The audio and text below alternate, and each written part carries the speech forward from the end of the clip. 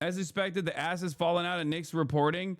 Bonus was backed by local Republicans. The MAGA. I know all of that. And I've been there from day one. And once again, I had to tank all the fucking aggro for no goddamn reason because, unfortunately, the stupids are very loud. The stupids are very loud. The stupids are very proud. We'll cover all of that in a little bit, though. I'm also going to be having a conversation with one of these barstool guys that was also, going tit for tat in the back and forth between me and Nick Shitley.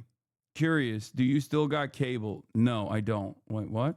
Yeah, this is 2025 has been obviously the year of vindication, and we'll still talk about that. We'll talk about that in a little bit as it pertains to today's events, considering it's the last day. Yeah, Jack Mack, that's who I'm going to have on the stream. In any case, where was I? What the fuck was I talking about? Yeah, Zohran Mamdani is going to... Zohran Mamdani is building the Islamic Caliphate in New York. Obviously, we'll be talking about that. But yeah, personal news-wise, I'm in actually a really good mood. And that's partially because I did legs today. I lifted legs today. I can't do too much. I can't put too much weight. And I can't squat yet. But I did some sumo deadlifts.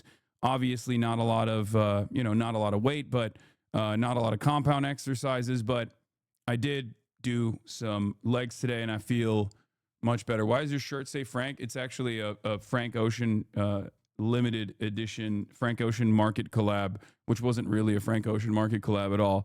And I know that people don't really fuck with Frank Ocean anymore, but I really like this shirt, so I still wear it. It's fake. It's a fake shirt. Market used to do fake shirts back in the day. Why no squats? Because my ankle is still the size of a fucking watermelon. You're so fake for forgetting Braun's birthday yesterday. I didn't. I literally celebrated his birthday in the beginning. I think you're fake for not being in here when I did that. I remember seeing a bunch of shit saying you were quitting streaming. I'm guessing you just said you were going to stream less and weirdos ran with it. At a certain point, you have to understand, my friend, that every single thing that someone says about me at this stage is most likely a lie. Okay? There is no other source of information about Hasanabi related shit that you can get aside from here. It's just the dumber people get, the worse the media landscape gets, the more angry people get, and the louder they get, the louder their voices get, and they basically dominate the fucking space, the airspace, the airwaves with a whole bunch of nonsense. And that's precisely the reason why there is a tremendous amount of lies about everything that I say and do, including that I'm like fucking quitting streaming. This is the dumbest thing of all time. Anyway, but you did say at one point, maybe I'll stop streaming altogether in 2026, and went off on that for like a minute. Yeah, I say a bunch of shit. It's not happening. Okay, New Year's Eve, 2025 year in review, 2026 predictions, local reporters and mainstream news investigate child care fraud allegations and blow it up.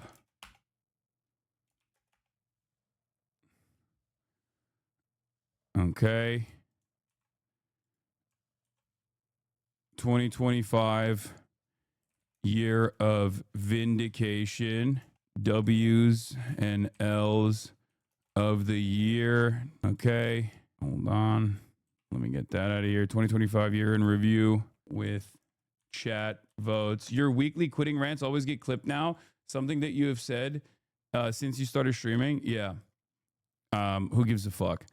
My point is, if you are, don't get your information from random dumb fucks on the internet. You can just come in here and ask me directly. New Year's resolution of locking the fuck in on the blast off tweet. Yeah. What happened to your ankle? I cranked it. Okay. www.twitch.tv/Hasanabi. Get in now. I rolled it pretty bad. Do we have a blast off meme? May I ask you directly for artistic nudes? No, you may not. Does chat not give a fuck about Turkey? I was going to ask about the Yalova ISIS raids. First of all, no, they do not give a fuck about Turkey. Of course they don't give a fuck about Turkey. What are you talking about? And secondly, very interesting that at a time when Israel and Turkey are beefing, they figure out that there's a ISIS cell, and then they raid it. Good. Erdogan said, "Not on my watch."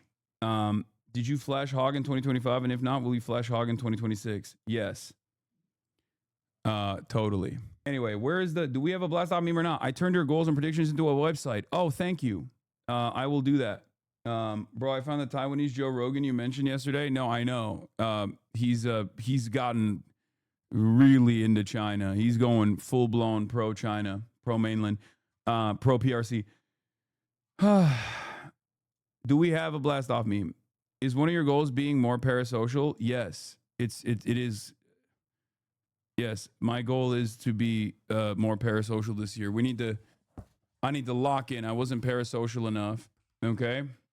I'm not seeing no blast off memes this year. I feel like 2025, last day of 2025, no blast off memes whatsoever. Kind of feels like we're cooked.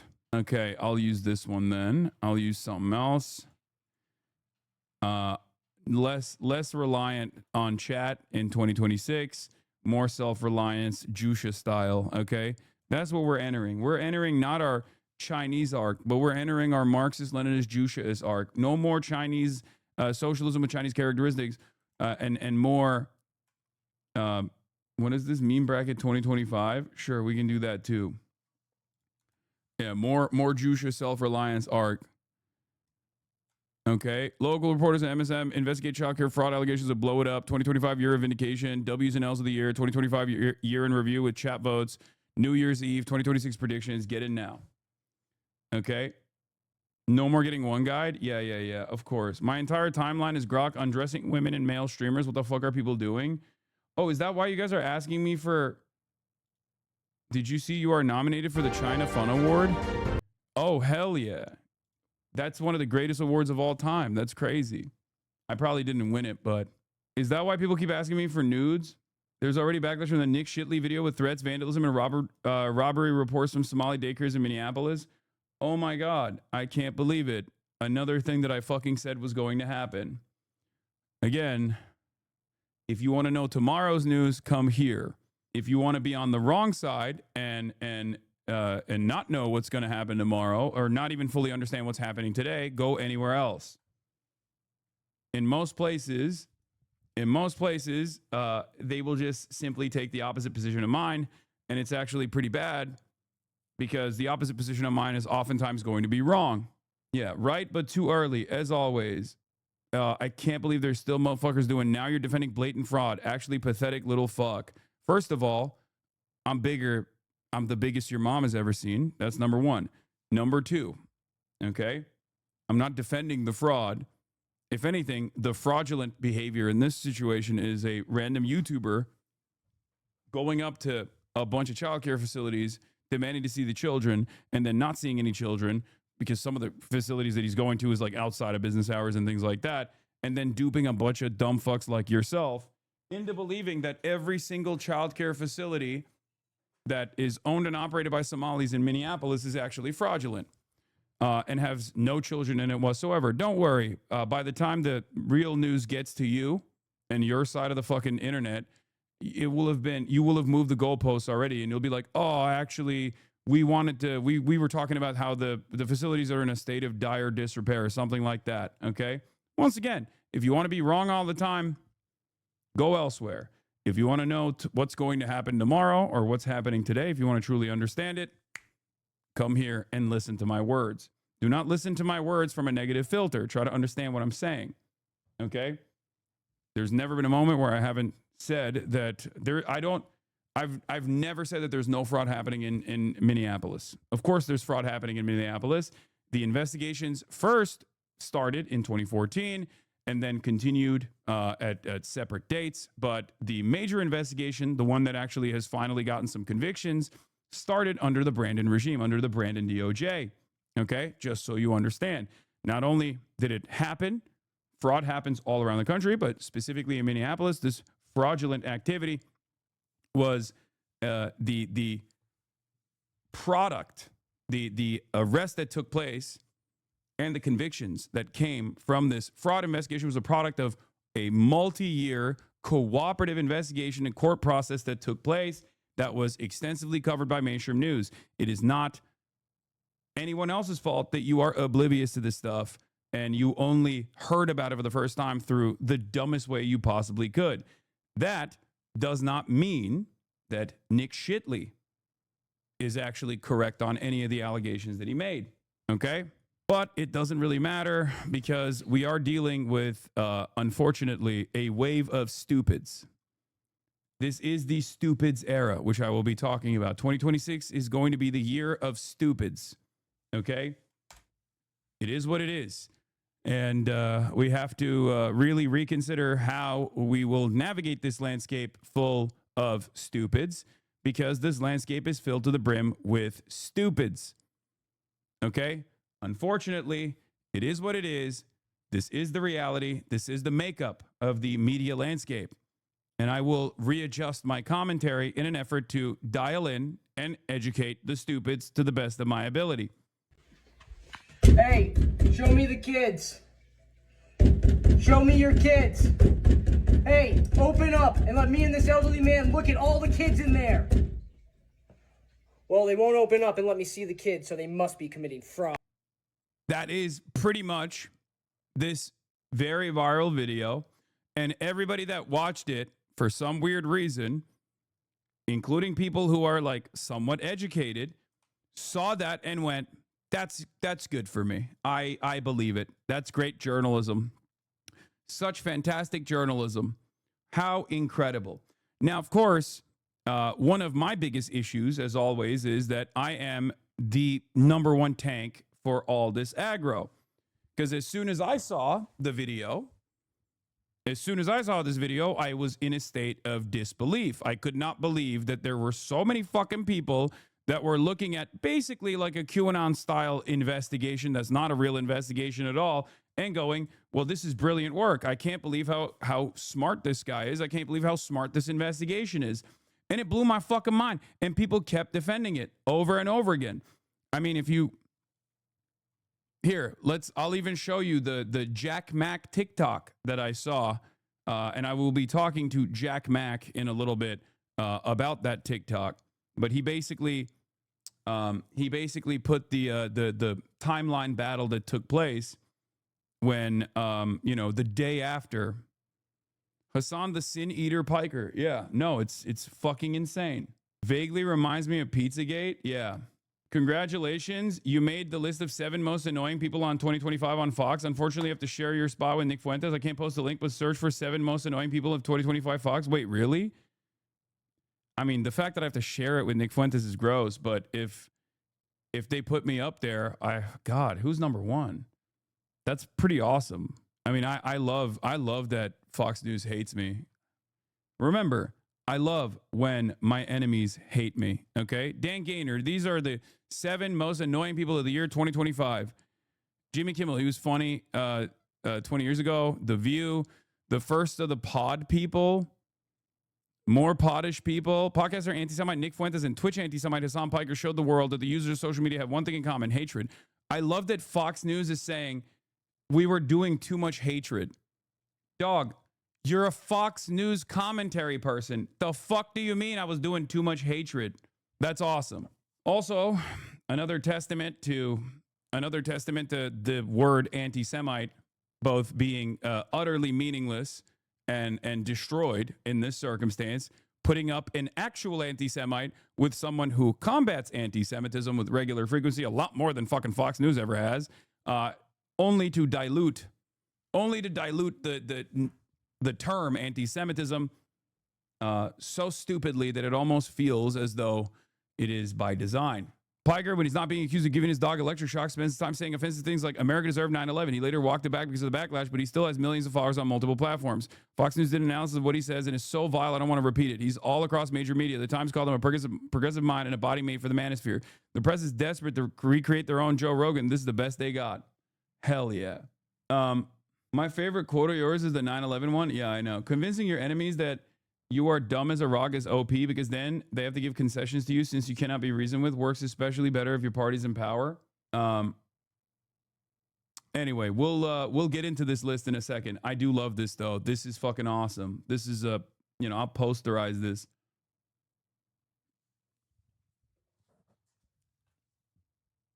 But yeah, a Fox News correspondent did talk about killing homeless people, but that's just normal Fox News stuff, That's just Fox News things.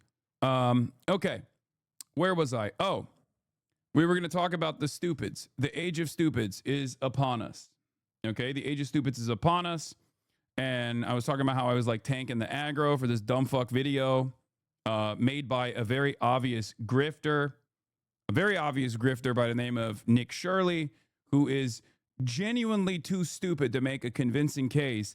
But because of how stupid everyone has become, being stupid while you're making propaganda, slopaganda specifically, is a superpower. Okay? It has gotten to a point where it is quite literally a fucking superpower to be dumber than a bag of rocks. Now, while when I first came out of the gate swinging with my commentary, criticizing this coverage, saying this is pretty insane, I cannot believe how much people are leaning into this shit, how much people are falling for this incredibly dumb propaganda, right? Where the fuck is the Jack Mack video? Someone send it to me, please, if you can find it. A lot of people were very upset. And immediately said, oh my God, it's clear that you are defending Somalis doing fraud. You love when Somalis do fraud, blah, blah, blah. Okay? That wasn't the case at all. That's never something that I said. It's never something that I not something that I believe. Doesn't really fucking matter, right? Unfortunately, it doesn't really matter. I'm going to have to be explaining that this was fake to my extended family for years. No, the worst part, the other part about it is that it's not entirely fucking fake. Takeaways from Nick Shirley uncovering the alleged fraud. No, this isn't even his video. I wasn't even talking about this. I was talking about the other video that he made where he was he posted a TikTok of like me and Nick Shirley going back and forth. I am suspicious it's entirely organic, but partially because social media companies have gotten insane at manipulating their users. I think this was a testing ground. Okay? This was a test. How fast can we whip up people into a frenzy, into a panic? How fast can we get them to pay attention to something that has elements of truth in it, right? Has elements of truth because there is real fraud that has taken place. It's just how can we extend it to an entire racialized minority, one that actually suits the purpose, like maybe geopolitical interests of a foreign country that we are in line with, in this case, Israel, with Somalia, right? With Somaliland. Israel's the first country that recognized Somaliland. Day after that comes out, all of these influencers that have gone to Israel, all of these pro-Israel, pro-MAGA influencers that were, not really talking about the Epstein cover-up at all for the last week, even though it was the biggest fucking news story of the day, turn around and start investigating the fraud that all Somalis are conducting in Minneapolis. This has been an ongoing investigation for the past fucking, 3 years now? It's ridiculous. Where the fuck did this come from? Where did it come from? Okay? And my take on it was very cool that every pro-Israel MAGA content creator is rushing to see children at daycares around the country after a week of Trump's DOJ playing defense for Epstein's co-conspirators. Normal country. Okay? Now, obviously, the main goal here, this is a convergence of a lot of different interests. Okay? This is a convergence of a lot of different interests. Obviously, finding a new racial minority to fucking dunk on from the perspective of like fomenting anti-immigrant sentiment is fantastic for Donald Trump. He did it during the election cycle against the Haitians when he said that Haitians were eating cats and dogs, obviously, and so that's always going to work. Obviously, this has also been a story that the Republicans have been using pretty aggressively. Republicans have been using this pretty aggressively against. Oh, yeah, here it is. This is what I wanted to show you guys. Republicans have been using this story already against the Democrat Farmer Labor Party in Minnesota, in Minneapolis, Minnesota, for quite a while now. They are using this against Tim Walz. Obviously, they want to take out a bunch of Democrats from their positions of power in the state by tying them all to real existing fraud that took place and utilizing the investigations and the convictions and the charges that came after the real existing fraud that took place with not so real information, right? Like they're taking unsubstantiated and oftentimes racialized agitative propaganda and running with it and trying to do this to tie it back to like the Democrats. And the reality of the matter is, and I'm going to give you something, I'm going to tell you something that you might not enjoy here. There might be ties to some Democrats in the fucking state. That's the craziest part about this story. There's truth to some of these. There's truth to some of these fucking incredible, the incredibly weaponized statements. Okay. There's truth. It's just not where you think it is. And we'll talk about that in a little bit. But I will say this much.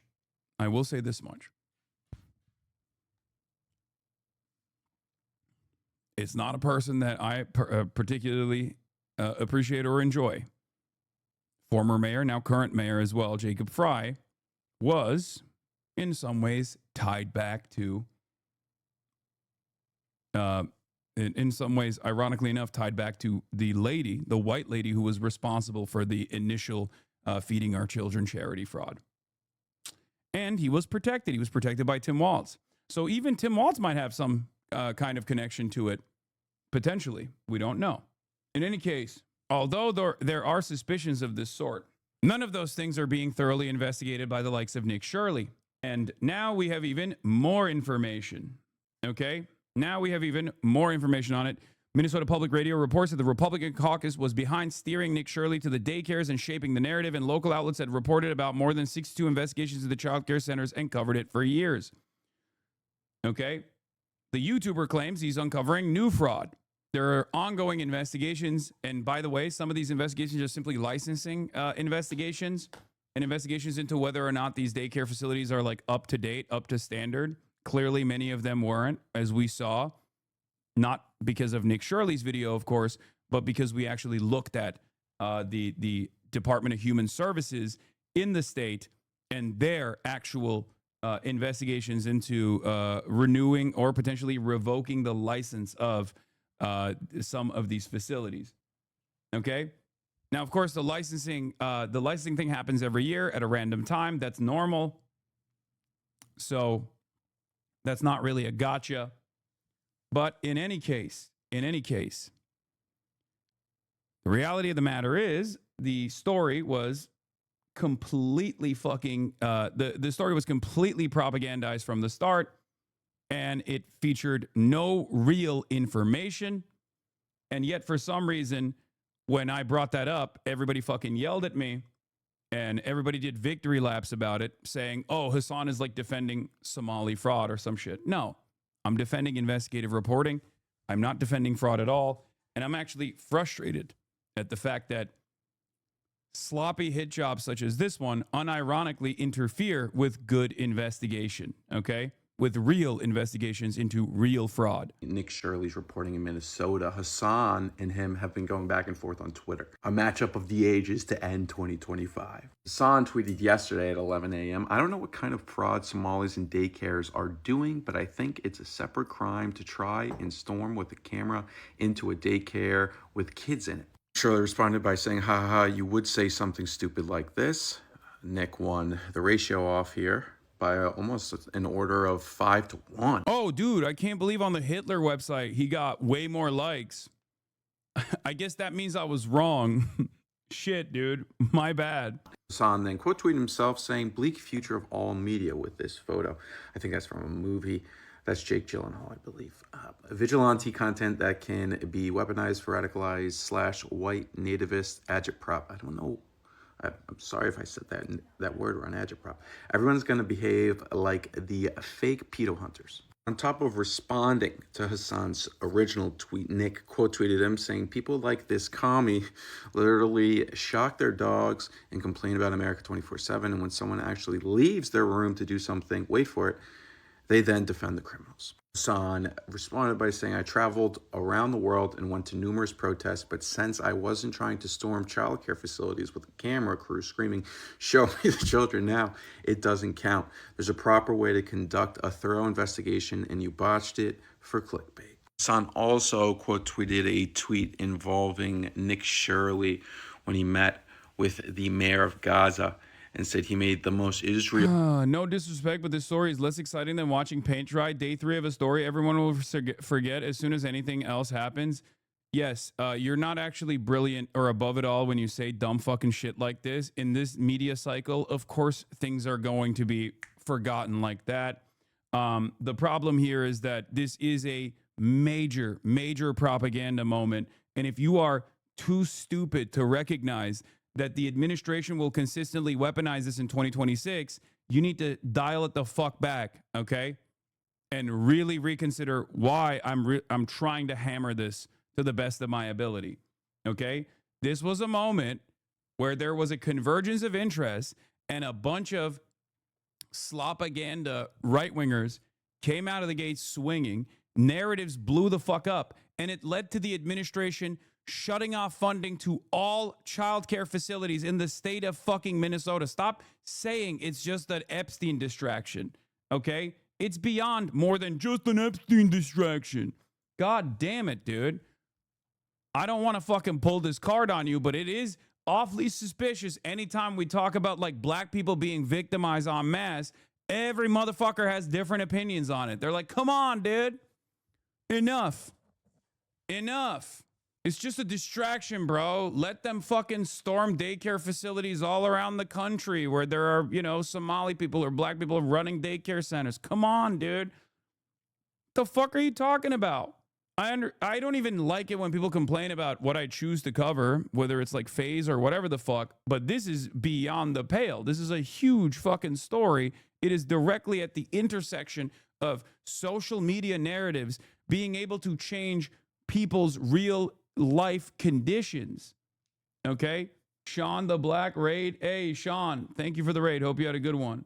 Yeah, HHS is now stopping all child care payments to all states until they prove funds are being spent legitimately.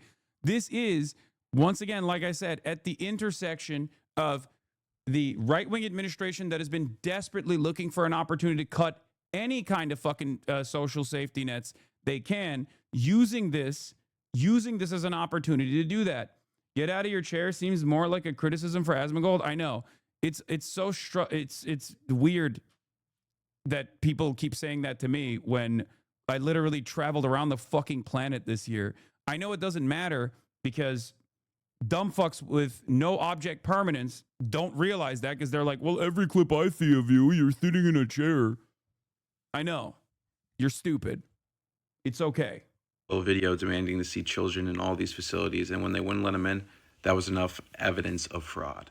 There was, of course, going to be criticism of Nick Shirley's video that he posted on Friday night. The main criticism is that he was trying to storm into a daycare, which is fine, but the video is 42 minutes long. It's not just the daycare. Yeah, the other side, the second half of the video is even dumber. The second half of the video is even dumber than this because the second half of the video, he goes to a healthcare plaza, a medical plaza, which is a normal concept that exists in America. It's in basically every fucking town. A medical plaza is the plaza that I go to when, because my dentist is in a fucking medical plaza, right? If you've ever gotten tests done, you've probably gone to a medical plaza at some point. It's not a hospital. Not every healthcare facility is literally a fucking hospital. Anyway, it is crazy though. That's the point. They manufacture stupid discourse and make you give up trying to reason and do discourse. They try to desensitize us to the issues. Part of it is just convincing the opposition, us, that the supporters of the admin are too dumb to reason with. Yes, but I am too fucking stubborn to give up on it. And I know that many of these people in my chat as well get frustrated and they go, Hassan, this is too stupid. These people cannot be reasoned with. Why the fuck are you worrying about this? Why the fuck are you trying to, consistently push back on this shit. If I don't do it, who the fuck's gonna do it? Someone has to do it. Someone has to tank the damage. Someone has to be the fucking first guy to come out and be like, nope, this is not true. Okay? If we wait for CBS News and CNN to fucking send their journalists out there, it's not gonna, you're gonna have to wait like 3-4 days. This kind of shit needs to be called out by fucking adults, okay? I'll tank it every time. I know that for years and years, I've been a thorn on the side of many people that want to do fucked up shit, whether it be, promote gambling to a young audience and get millions and millions of dollars in sponsorships to do so. And I say, oh, that sucks. And then people go, fuck you, you're a piece of shit, and you're a snake, you're a phony, you're a shark, I hate you. And then the audience carries over that resentment, even if they inevitably come to that same conclusion years down the line. It doesn't matter. I'll keep eating that shit, okay? Someone has to. Someone's got to fucking do it. Wager that I don't think Hassan has watched it in full. Same with a lot of the people that have been criticizing it. I did watch it, as a matter of fact. Other criticism has been that it was filmed over Christmas break, which Somalians are typically Muslim, not... That's not one of my criticisms at all. And it wasn't filmed over Christmas break. It was before. It was during the holidays, and it doesn't even matter. This is not a kindergarten. It's a childcare facility. Catholic or Christian, so they may not be taking Christmas break, but let's say it was a state-mandated thing. We can see in the video that Nick was there during a... Oh, he asked one random guy. I guess that's it then. This is good. He asked a random guy on the street whether he's seen children there or not. Again, my criticism from the start, top to bottom, has been that this is not real journalism. This is not real reporting. And it's very frustrating that a lot of people looked at this and got fucking duped and thought, well, I'm convinced. We're fucked. 3rd, okay? Which would be 2 days before Christmas, or Tuesday, December 16th. You can look up historical weather. Tuesday, December 23rd, it did not get above 32 degrees. But on Tuesday, December 16th, you can see it got just above 40 degrees during the afternoon, around 42. So we can assume this was December 16th, 9 days before Christmas. This will continue on, I'm sure. Now, Nick should be careful, just like Hassan has to be. Not because Hassan is going to injure Nick, more so because of the fact that there's a lot of crazies out there. And yeah, no, I know. This is tough to fucking, say the truth. You get killed out there for that kind of thing, obviously. Absolute crushing pathos here as James O'Keefe tries to get it on with weapons grade lameness. If I'm James O'Keefe, I'm so pissed. If I am James fucking motherfucking Keefe, I'm so mad because for years and years he did this, but he actually put a lot of fucking thought and effort into making better propaganda, at least. And this guy unironically comes in and doesn't even try to find a source, get them drunk in a bar with a fucking hidden camera and ask them questions and then deceptively edit the footage. He didn't do none of that shit. No hidden cameras, no fucking op, no inside guy, nothing. James O'Keefe was doing this and had standardized the Project Veritas concept for years and years, only for a much dumber version of that to come in and totally sweep away the market. This is even worse than Tyler Oliveira's commentary on shit. That's how bad it is. Tyler Oliveira will go and he'll also work with a right-wing local dipshit, right? But even Tyler Oliveira works to make a more convincing right-wing slop. And it turns out the dumber your fucking argument is, the more people believe it. It turns out the dumber the argument is, the more effective it is. I cannot believe it. If we're ranking different versions of right-wing propaganda, okay? Here, I'll pull up Paint for this one, okay? Just, every now and then we got to use the fucking Paint application here, okay? If we're doing right-wing slopaganda, okay, you got up here, you have Fox News digital team, right? They have the most Fox News D. They have more interest in making it seem like they're a reliable news outlet, making it seem as though they have an interest in you know, at least accurate reporting, even though it is heavily biased. Okay, it's biased, but it at the very least, regardless of being biased, we'll still have like real evidence. Okay, biased but real evidence. They'll omit certain things, but they'll at least have like real evidence in it. Then a step below that is Project Veritas with James O'Keefe. They have done a bunch of work. You guys have seen around the Epstein stuff. Project Veritas is one step below. Incredibly biased. Doesn't have real evidence in it. They will obviously chop things deceptively. They'll edit things deceptively. They'll liquor up people, but at least it has sources, right? So they'll find people who they claim are sources, insiders, right? They have sources. They have people who work inside the facility that they will go and you know, ask questions to, right? They'll greatly overextend the influence and power that a source holds. Like they'll go to a fucking secretary of like the assistant of the assistant to the deputy of whatever the fuck, and they'll make it seem like that person is actually, you know, the most in the know person of all time.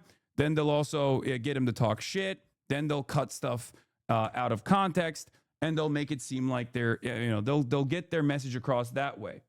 Okay, now that is obviously more popular than Fox News, right? So the more, if this is the credibility, if this is the credibility axis, okay, this is the more credible versus less credible, right? The less credible it gets, the less credible the news source gets, the more popular it gets. So we don't even need to do an XY, okay? There's no reason to do an even XY here, because the reality is the more credible something gets, the less popular it gets. The less credible something gets, the less work and effort is put into it. Okay? The less credible something gets, the less work and effort is put into it, the more popular it gets. Okay? Effort, less effort. I can't even fucking write. I don't even know why I chose to do this with paint, but whatever. It doesn't matter. Okay? Can you just make, oh, there it is. Okay. I'll use a bigger brush here. Okay. And then last but not least, less popular, more popular. Okay. There's a textbook option. I don't care. Shut up. Now we move down from Project Veritas to Tyler Oliveira. Okay. Now we get to a part of the internet where you can at least like seem like you're apolitical, even though you're a right-wing slop merchant, right? You're a right-wing propagandist, you're a slop merchant, but you at the very least can present yourself as apolitical. And not only can you present yourself as apolitical, but you also have less interest in getting sources. You have less interest in like cutting deceptive editing. You can do deceptive editing. Now you have also more flair and more drama. More drama, you know, getting into a fight with like a homeless person or some shit like that, and more flair. At the bottom of this barrel is Nick Shirley, okay? At the bottom of this pile is Nick Shirley. Nick Shirley literally has all of the worst elements of Tyler Oliveira. He has none of the effort that he puts in, okay? None of the effort whatsoever. Barely any fucking sources, just running around with a camera and demanding to see children, something that is objectively supposed to be, you know, an illegal act, just harassing random daycare facilities, shit like that. Okay? Unfortunately, as we have seen time and time again, and specifically this year, I think this story in and of itself perfectly proves this. The less credible you are and the less effort that you put into your right-wing slop merchantry, the more popular your video gets and the more it drives discourse. And then what people will do, and this is another dumb guy thing that I have noticed, the more popular it is, the more legitimate it is. A lot of stupid people will mistake popularity for veracity. Okay? People genuinely have this attitude where I've seen it over and over again. They're like, oh, well, this video got 1 million views. This video got 100 million views. How many views have you gotten in your videos? It's like, yeah, okay. ProPublica is one of the last remaining incredible outlets for investigative reporting. Just because they don't drive clicks doesn't mean that they're not doing valid fucking work. It is ridiculous. Okay?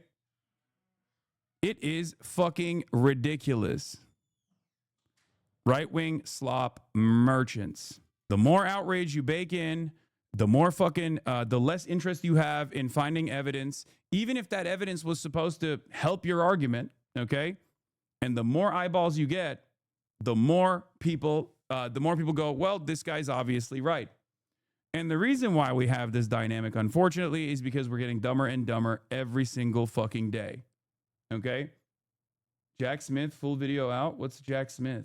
The work is only valid if you sell ads. It's not even about selling ads. It's about how many fucking eyeballs you get. And it doesn't even matter if you bought it. Okay? You can bot the fuck out of your eyeballs, but for the outsider, from the outsider's perspective, the more eyeballs something has, the more real it is, the more true it is. Okay? Whoever yells loudest, whoever is first to market, and whoever yells loudest is winning, is going to get the biggest amount of attention, and therefore they are going to be the most correct. This is what happens when there is no consensus reality. Okay? Unfortunately, when there's no consensus reality, everything falls apart. And that's where we're at. This is the meta. This is the unfortunate reality of the media landscape that we exist in. And myself and many others, I have to, talk to a bunch of other people on the left. We have to try to figure out a new way to reach out to a broad audience, because I think trying to actively disparage whatever kind of new idiocy is coming from the right is clearly not going to work. We're fucking cooked. And this is before we even, wait, what? Special counsel full testimony for Jack Smith. Brother, I cannot begin to explain to you how little I care about this right now. Oh my God. The reason why I'm talking about this is not because of this specific instance, okay? The reason why I'm talking about this story in general is because you will see this dynamic play itself out over and over again, especially leading up to the midterms. Anytime Donald Trump is underwater on a certain issue, anytime people start going, hey, what about that affordability you were promising us that didn't fucking work? He's going to throw another grenade similar to this one. And then the right-wing slop merchants will storm whichever area of interest exists, like a bunch of fucking piranhas, and the story will be whatever the fuck they want you to pay attention to. Okay, this is it. Yeah, lowest tier slopaganda gets the goods. It has the most effective results. The Trump admin cutting off all childcare funding during cost of living crisis because the January 6th insurrectionist cameraman made a completely fake, debunked YouTube video of himself going to daycares outside of their business hours. And there are still people going, when was it debunked and by whom? Got receipts over and over and over again. And that's what's so crazy about it, because unfortunately, this kind of dumb propaganda does work on a lot of people. Okay? That's what it is. And that's where we're at. How do you combat it? It seems practically impossible. The confirmation bias of the average American seems to be that black and brown people are evil. No, I don't even think that this is just because there's black and brown people. That plays a role in it for sure. White supremacy plays a major role in it. Absolutely. Okay. It's much easier to craft a narrative such as this one against a minority group for sure. It's a big factor. Because if this was a bunch of white liberals in a blue city or something, that would still bang. Like, that video would still do numbers, especially if it ties back to a real instance of fraud. Okay? This has many different factors at play. There were so many different convergence of factors here that made this story as explosive as it is. And it's not just like Elon Musk base boosting this shit on the platform Twitter, and then making it virtually impossible not to discuss this and driving discourse for the last couple of days. Okay? That is one factor, however, but there are multiple reasons as to why this was so explosive. But if you think that those with genuine power in this administration are not taking notice of this, you are delusional. This is going to happen over and over again. I don't know what the next thing will be. Okay? I don't know what the next thing will be, but it's coming. Going forward, you'll see it a lot more frequently. Whenever there's something going on that looks bad for Donald Trump, they will foment hatred towards one group and they will storm it. Like they'll send their fucking nuisance streamers and all these other fucking freaks and losers to do bottom of the barrel slopaganda, and a lot of people are so primed to believe that shit that they will be endlessly distracted by this stuff. People who are talking about the Epstein files not only a day prior to this have now locked in and laser focused on this and are talking about how all Somalis are running fraudulent daycares all around the country. This is a mass epidemic. They all, boom, inserted the new chip, you included. If you cannot comprehend the broader point that I'm making here, that isn't just about this story, I don't know what to tell you. Okay? This is now media analysis over effective propaganda. Do you understand? Effective propaganda that is going to come back and be a problem over and over and over again. Things are getting dumber and dumber. Yeah, here's a flashback from the background of Nick Shirley and other nuisance streamers such as this one. Per Reuters, Nick Shirley, the guy behind the Minnesota daycare fraud video, once paid Hispanic day laborers he recruited at Home Depot $20 to hold pro-Biden signs in front of the White House to gin up fears of an invasion, right? Half a dozen Hispanic day laborers were paid $20 each to parade in front of the White House on camera holding signs with slogans like, "I love Biden. I need a work permit for my family." The stunt was orchestrated by Nick Shirley, a pro-Trump online influencer who often asks migrants on camera if they support the Democratic President Joe Biden or think he made it easier for them to come to the U.S. "We want to take you to the White House," Shirley told men he recruited at a Home Depot parking lot where day laborers typically wait for jobs. In a video later posted to YouTube, "What Biden did for migrants is very kind, right? Letting everyone come in. So we are going to show him and say thank you." Shirley, a 22-year-old with more than 318,000 followers on social media, is among the new class of influencers supportive of the Republican presidential candidate Donald Trump, who are helping shape the immigration debate as the U.S. election campaign heats up. This guy is a Mormon whose mom drives him around still to this fucking day. Okay, was at January 6th, and he's been at the scene of every single right wing cultural touch point, making slopaganda like this, and now one of them hit big. Okay? It's going to happen. It's going to happen over and over again. You guys think this shit is irrelevant. It pisses you off that people are stupid. It pisses you off that someone who is genuinely mentally inept is capable of having this much reach and is capable of getting the government to basically use this dog shit reporting and manufactured hysteria to cut funds to all child care facilities in every fucking state. Someone who is fucking illiterate is capable of doing that. Yeah, I get that it fucking offends you. It offends your sensibilities. You find yourself to be much smarter than this, but it doesn't matter. Unfortunately, if slop is king, we have to fucking do it. We have to cover it. Okay? It upset me reading comments on an IG clip. Yes. Don't ever do that, honestly. It is so much worse. It is so much worse than you think. There are people that will shock you, okay? People that you think, frat boy politics, no offense. Oh my fucking Lord. I know, you're so brilliant. You're so smart. You're such an academic. You're an intellectual. Everyone is praising you in the chat right now for how big your fucking brain is, except it doesn't matter, okay? It doesn't matter if it's dumb politics. But dumb politics is now ruling the land because unfortunately the land is comprised of dummies. This is going to hurt MAGA folks too because they need to have their kids watch and they're poor. I know. But this is how it's always worked historically.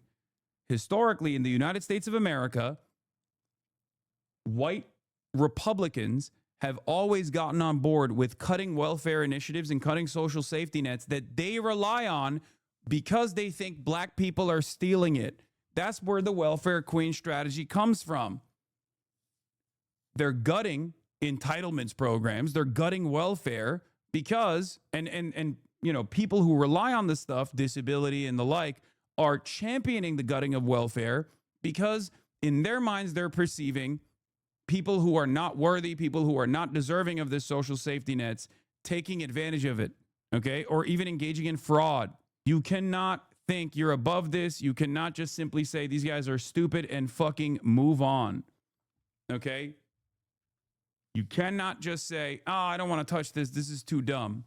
You have to pull people out of this stupor, okay? You have to, or else we're fucked.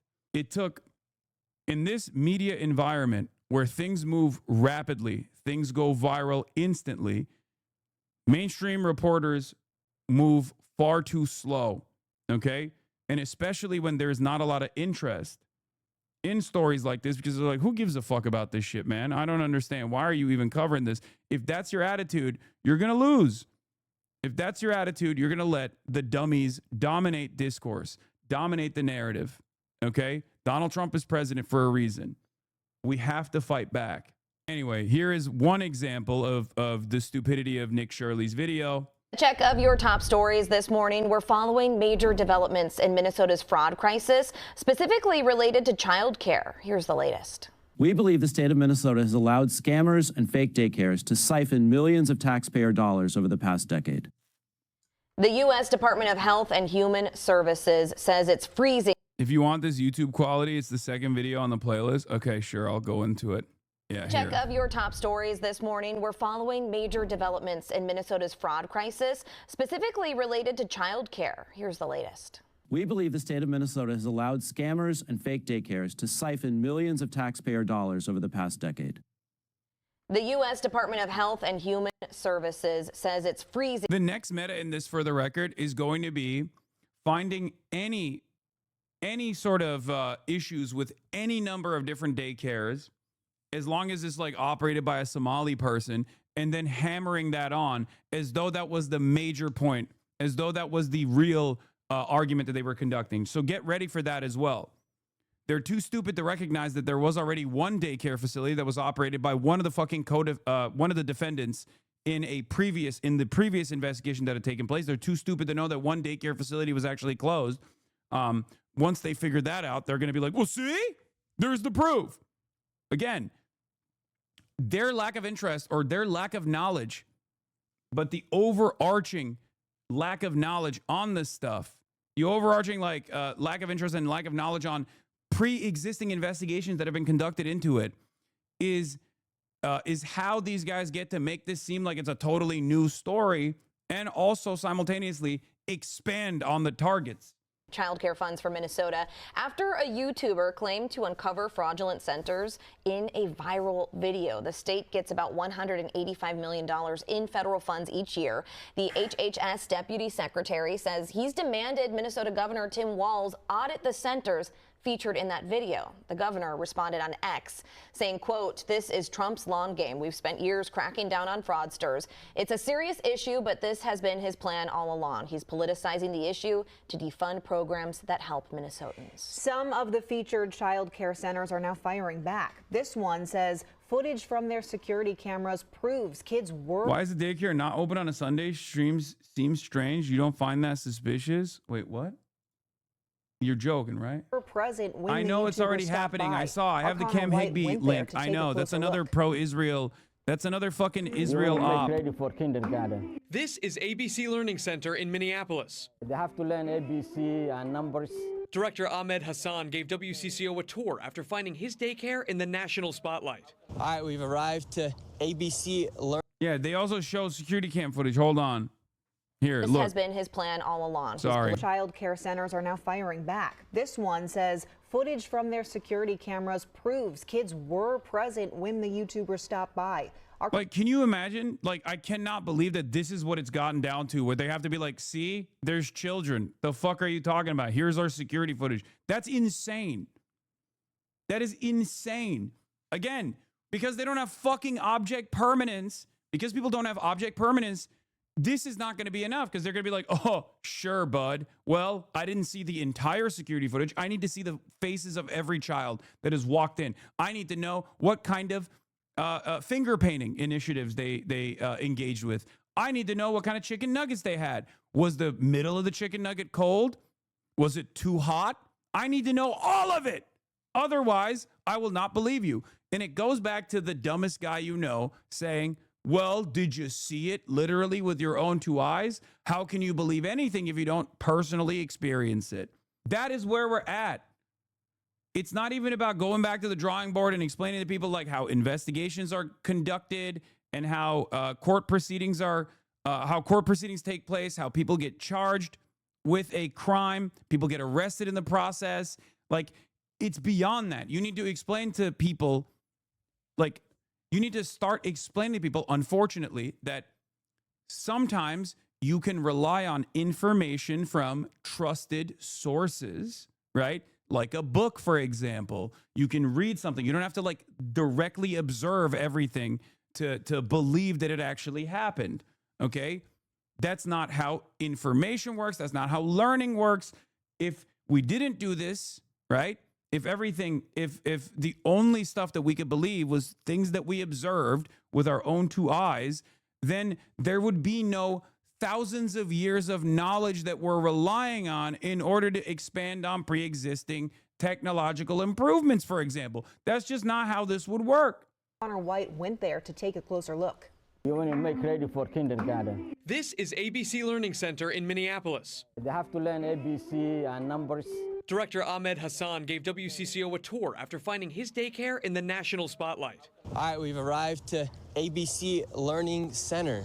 In a now viral video, right-wing YouTuber Nick Shirley claims nearly a dozen daycare centers in Minnesota are taking public funds but not providing a service. He says ABC Learning Center is one of them, knocking on the door in mid-December. I would like to check a child in the daycare. Hassan says his employee didn't respond because Shirley was in a group of about 8 people, and his staff were concerned about recent ICE activity. Is this daycare committing fraud? No, we're not committing fraud. Hassan showed us security footage from the same day Shirley was here. According to the timestamp, oh, wow. Just as I fucking called. And I'm not a particularly brilliant person, okay? I'm not. I just have common fucking sense. And unfortunately, it's not so fucking common anymore. This is what I said. Why the fuck would anybody open the door to a goddamn group of people with cameras in tow, being like, oh, I want to sign up my son Joey. He's not here right now. You don't have to be genius to figure out how stupid this narrative was. In the videos, this woman takes a young child into the center at around 9 a.m. that day, about 3 hours before Shirley arrives at the door closer to the street. Within the hour after Shirley leaves, a woman arrives at the other door with a stroller. A larger family heads inside a few hours later. Tuesday afternoon, WCCO found at least a dozen children at ABC Learning Center, which is licensed with the state. Records show Minnesota officials last visited the daycare in November, noting some corrected and ongoing violations related. Yeah, this is the reason why I said this is a filter, okay? This video was a fucking filter. Straight up. That dog better not move or you're going to go E-Wiz on her. Brother, in a situation where we're just talking about filters, you've proven once again that you are an easily tricked adult, okay? Speaking of filters, there it is. To day-to-day operations, but no record of fraud. What did I do? I'm just a typical human being who wants to live and do the right thing. I have kids to feed. Umi Hassan, the daycare's current owner, believes these latest fraud accusations are political. Both she and Hassan are Somali Americans.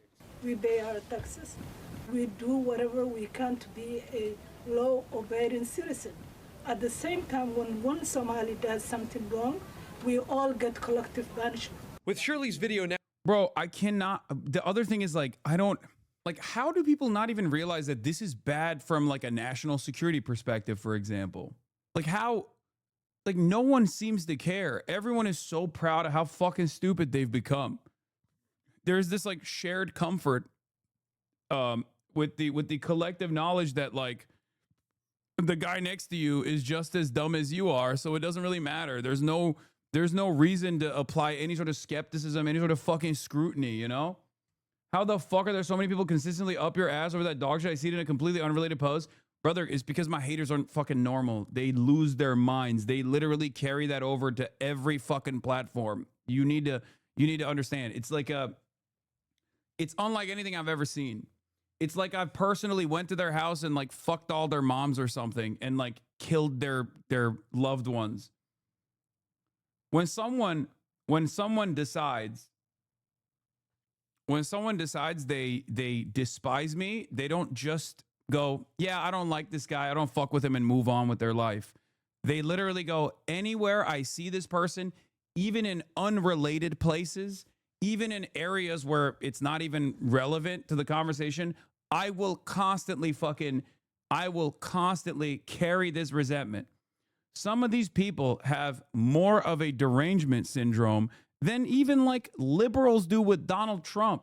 It's one of the more intense, it's one of the more insane things I've ever encountered. It is not something I can do. We got to stay on subject. Let's just continue. Now approaching 2.3 million views on YouTube alone, they say they are getting nonstop phone calls harassing them. I was looking for a place for my granddaughter. With many of those calls attached to out-of-state phone numbers. They normally say, knock, knock, we're gonna come.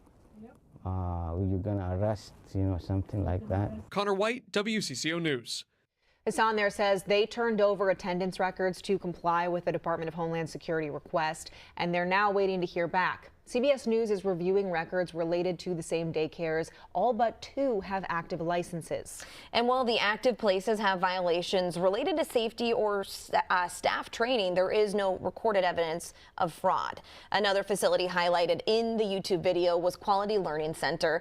The people operating it would not speak with us, but we did talk to a mother dropping off her kids. I take my kids here, 2 o'clock. I'll say it like this. Out of all the facilities they went to, the only one that I'm a little bit sus on is this one, the Quality Learning Center. People say staged. I don't think it is, but there are inconsistencies with the Quality Learning Center. No disrespect if they're running a clean operation. I apologize, and it's not because of the name of the fucking signage. I don't care about that. But there is something that doesn't add up with that because of the inconsistencies with what the state has said about that place being not an operation. It's about the place not being in operation, but the place is, as a matter of fact, very clearly in operation. So that was the one. That was the thing that I didn't understand, especially because like it received the most citations as well.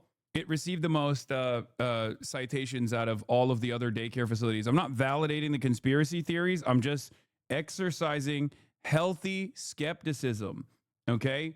Exercising healthy skepticism and healthy scrutiny, okay? That's it. I don't have any evidence that this place is actually fraudulent, and it's certainly not fraudulent in the way that Nick Shitley was claiming it was. To 10. Yeah, there's a lot of kids inside. We spoke with another woman who says she owns the building that houses the daycare. She says they've been operating there since 2017. And these allegations of fraud are having real-life consequences. Take a look. This child care facility says it's dealing with the fallout of fraud allegations. The Nokomis Daycare Center in Minneapolis says vandals did extensive damage there overnight yesterday. They believe divisive and hateful rhetoric toward the Somali community is to blame. We're expecting to learn more details later today.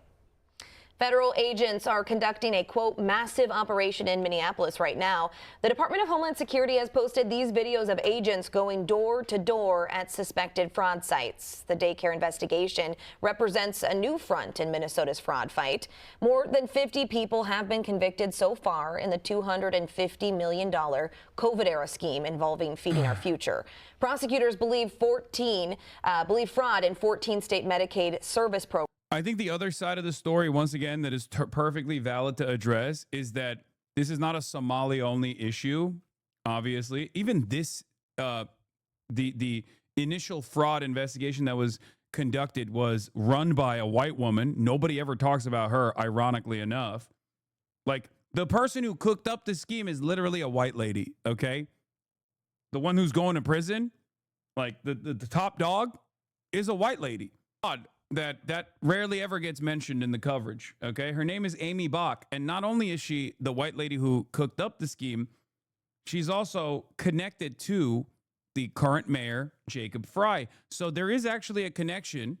There is actually a connection with the existing Democrats in charge, but a lot of people are too fucking racist and too predisposed with talking about how this is a Somali scheme that they haven't even done the proper research connecting people to one another. Also, none of it is recent. Yeah, Barry CBS 2. Amy Bach, founder and executive director of the Minnesota nonprofit Feeding Our Future, was identified by federal prosecutors as a central organizer of a massive COVID-era fraud involving approximately $250 million in federal child nutrition fund. No mention of the ringleader in this article. I wonder why, Barry Weiss. Isn't that crazy?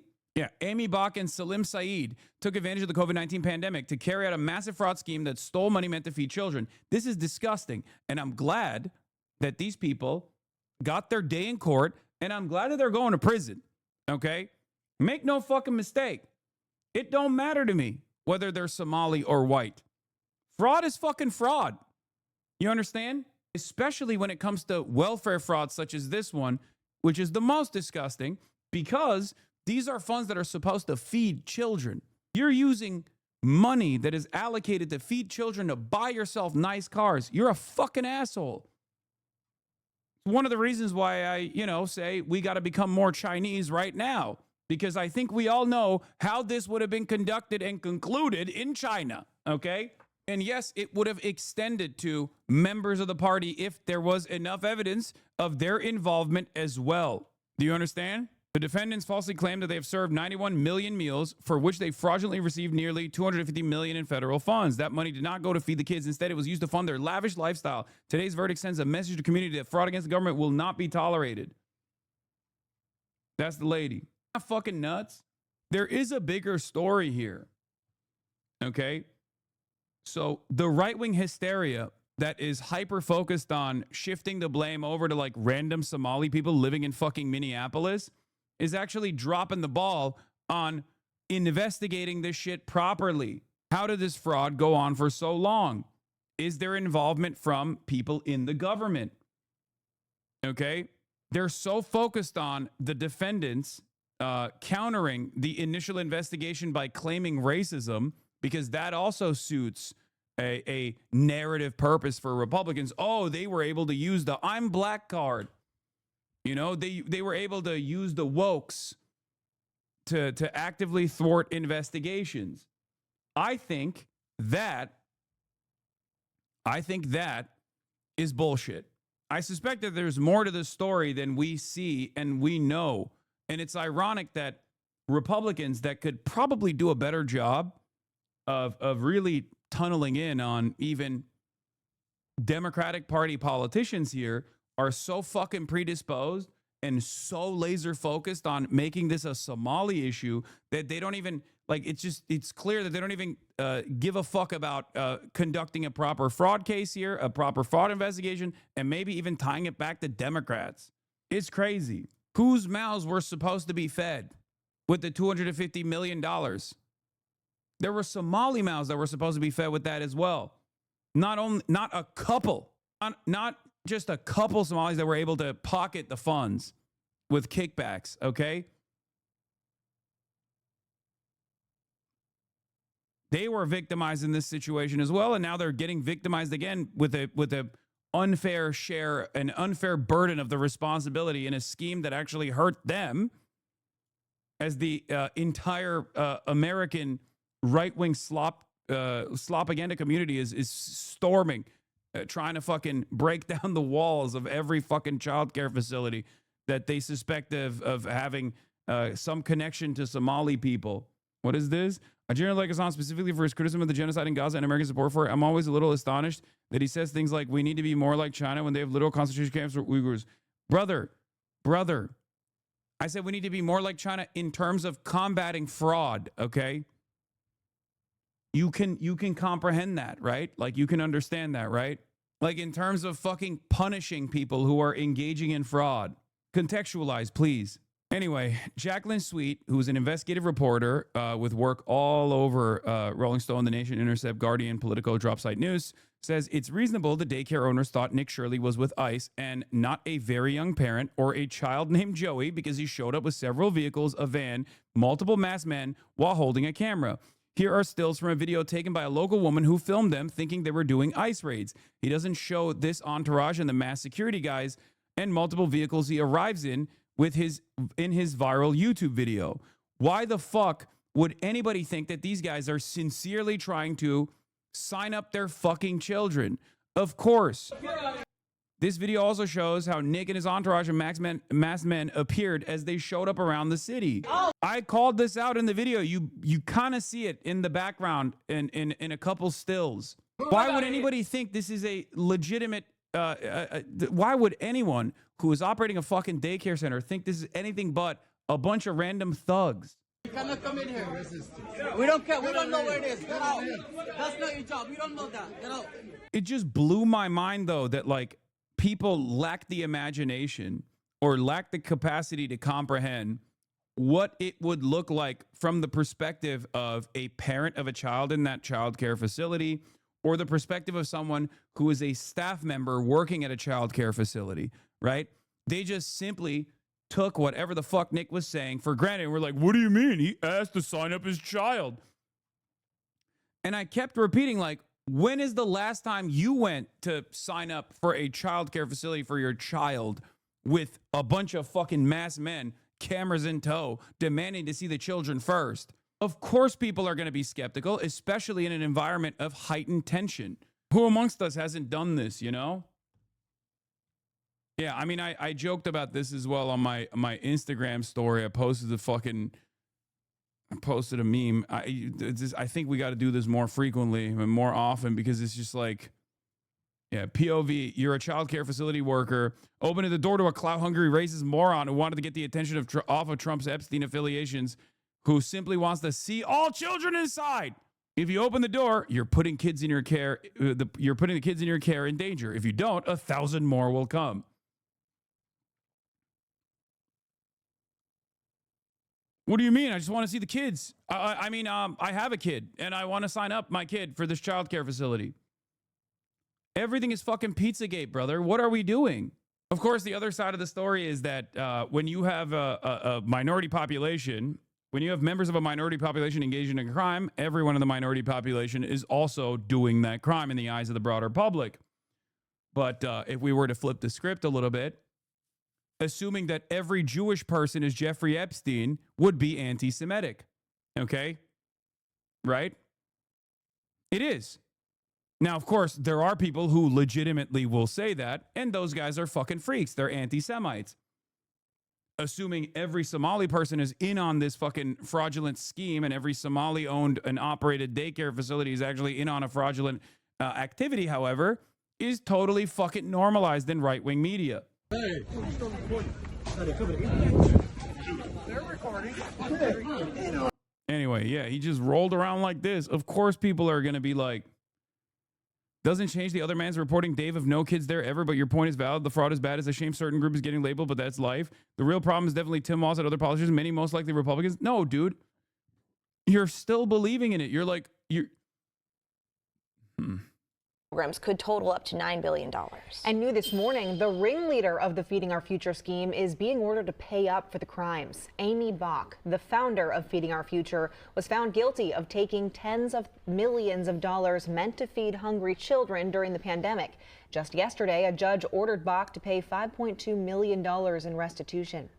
Updates to the fraud crisis are coming in fast, and we'll be continuing to follow it all for you. Stay with WCCO and CBS News Minnesota for the very latest details as they happen. Now, this all comes in the wake of a viral video on daycare centers in Minnesota. And tonight we're learning that the Minnesota... Yeah, well, the thing is, there's also, luckily now, there are real fucking adults that are, talking about this issue. and covering it and actually getting additional information from these facilities. And weirdly enough, none of them actually stormed the facilities, either when they were closed or when they were open, demanding to see the children. That's one of the craziest parts about this. It's very strange. It almost feels like when you're an actual journalist, you call ahead of time. You say, hey, I'm with CNN. I'm with this channel. I'm with that channel. I'm actually working on a report. Is it possible to speak to a manager, please? And then you establish a time and date where you do that. And then in that conversation ahead of time, you ask like, oh, is it possible for us to see the security footage? We'll hide the identity of the children. Obviously, we're not going to show that because that would be fucking illegal and insane. And then the facility says, of course, yes, we will show you. It kind of feels like that's how you were supposed to conduct journalism. That's real journalism. And it's very different than what Nick was doing. We're from CNN. Can we talk to you? This is MAGA YouTuber Nick Shirley. Back at a daycare in Minnesota, he alleged was a fraudulent facility in a now viral video. People are going to say this is a left or right issue, but no, fraud is fraud. And so I'm not out here trying to put a twist on things. Shirley's viral video, released over the weekend, in which he says he's uncovering tens of millions of dollars in fraud. Isn't it correct that the actual fraud case is unrelated to child care facilities? Yes, the overwhelming majority of fraud that took place in the welfare fraud scheme that was investigated and charges were brought and convictions came was not related to child care facilities. There was one co-conspirator, one of the defendants actually operated a child care facility. That one actually shut down. This fraud was cooked up by a white woman by the name of Amy Bach, and it was almost entirely like the other people that were brought in with kickbacks were Somali, okay? Most of the co-conspirators are Somali. That's the reason why they're saying this is a Somali, crime or whatever, okay? That's the reason why there's a racialized component to it. Now, of course, the difference is, I think people here understand that, when you have a group of Somali people that have engaged in a crime, that doesn't mean every fucking Somali person is doing the same fucking crime or any crime. As a matter of fact, many of the victims in this circumstance are also Somali Americans themselves. Having said that, however, okay, as far as the ongoing investigations, there are ongoing investigations in child care facilities as well. Okay, as far as I understand, to my knowledge, there are currently additional investigations that are being conducted. Okay, this does not mean that while those investigations are being conducted, you can just like go to every fucking Somali-owned and operated daycare or childcare facility and demand to see the children and then act like there's no children inside of those fucking facilities because they understandably did not bring you in. At Minneapolis daycares run by the Somali community was retweeted by Elon Musk and Vice President J.D. Vance. In the video, Shirley tries to open locked doors and talk to people at various daycares he claims are frauds. Did you come during their normal operating hours when you came to visit? I came at 11 a.m., I believe, and I also came the following day later in the day. The point of it... Yeah, you came at 1 p.m. the following day later in the day. In both of those circumstances, the daycare was not in operation because it was open from 2 p.m., as we now know, until 10 p.m., okay? Also, I do need to repeat this over and over again, but it is pretty funny how fucking bad he is at communicating. Like, it is... it's pretty wild. Like, he is not a particularly clever, particularly intelligent person, okay? Haters are not ready for this. Yeah. Trump and WASP billionaire back slop tubers. Wait, what? Average municipal fraud. Trump friends and WASP billionaire fraudsters. It's not the average municipal fraud that is the line of defense here. I mean, I guess the meme makes sense. But I would say that it's the slop tubers that are defending Trump. 11 a.m. is not the time to go to a daycare. You're wrong. There are some daycares that will be open early in the morning, okay? There are going to be some daycares that are open early in the morning. Some are going to be open until later in the evening. Okay. It doesn't matter. Different childcare facilities are open at different times. This is not evidence of fraud. This is not evidence that there's no children at those facilities. Because remember, that's the main point that they were fucking putting out there. The main argument The main argument was there's no children at these facilities. Now we know there are children at these fucking facilities. And now we even know that there were children at these facilities the days that Nick actually went to these facilities. So will people call into question the veracity of his reporting? Fuck no, they won't. Because people, once again, never want to go back on their previous, their prior biases that have been confirmed by slop again, and no matter how fucking stupid it is. I love how the left always has to die on hills just because someone they deem MAGA believes something. You know this daycare is obviously some kind of scam, but you're too afraid to be honest. Pretty sad. Brother, words coming out of my mouth, you need to listen and understand, okay? You're so fucking stupid. I'm not dying on a hill. I'm not dying on any hill. If anything, you're dying on the hill that just because you agree with this fucking dickhead and you got duped by this fucking dickhead, you can actually go back and think, okay, maybe this dickhead's reporting on this was immediately destroyed by actual subsequent reporting that has now come out. Nope, still a scam. And by the way, I'm not even saying that there is no scam happening in fucking... I've never said that there's no scam happening in Minneapolis. I have openly talked about the widespread scheme that took place and the subsequent investigations that have come out of that initial investigation into the Feeding Our Children charity fraud, which was $250 million. Ironically enough, it was Biden's fucking Department of Justice that started that investigation, by the way. It was Biden's fucking DOJ. These guys you're so stupid. You think these things happen like overnight. Why? Why is it that so many centrist contrarians cannot properly look into shit or try to be a little bit fucking charitable and understand the point that I'm making? That was bait. I mean, everything. People just say everything is fucking bait. So why did they suddenly change the name from Learning Center to Learning Center overnight? Brother, I cannot begin to explain how stupid you are. The place was always called the Learning Center. It's just the signage was wrong on the wrong side, on the parking lot sign. Oh my God, it wasn't Learning Center always. I'm not even defending the Learning Center. Anyway, that was the one that actually got dinged the most by the Department of Human Services. It was spelled correctly in the front door. The signage on the side was incorrect. The reason why you don't know that it was spelled correctly in the front door is because Nick chose not to show you. Printers mess shit up all the fucking time. Do you think they were the ones who were like, I don't know how to spell learning? Do you think that's what happened? Or do you think they were like, all right, these guys fucked up and they sent us the wrong signage, but we'll just keep it up for now until they fix it? Like, what do you think is more likely? Do you think that these guys are I guess you have to assume they're like incredibly low IQ, right? Like you're like, oh, they're Somali. They must be low IQ. They don't know how to spell. So they wrote Learning Center and then they made the sign themselves and then they posted it and no one corrected them because everyone else is also low IQ and they put it up there. Even though they're a fraudulent business, they put it up there because they obviously don't care because they're a fraudulent business. There's no children there. And at no point do you ever consider maybe if they were a fraudulent business, why the fuck would they invite additional scrutiny by having the wrong signage on the one side? Is there another signage that was correct?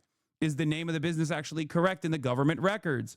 Perhaps they didn't write the sign themselves. Perhaps they paid for the sign and the sign poster wrote it wrong and they just put it up regardless. You know, because it gets the job done from afar. What do you think is more likely? I can't believe this is what we're arguing over too.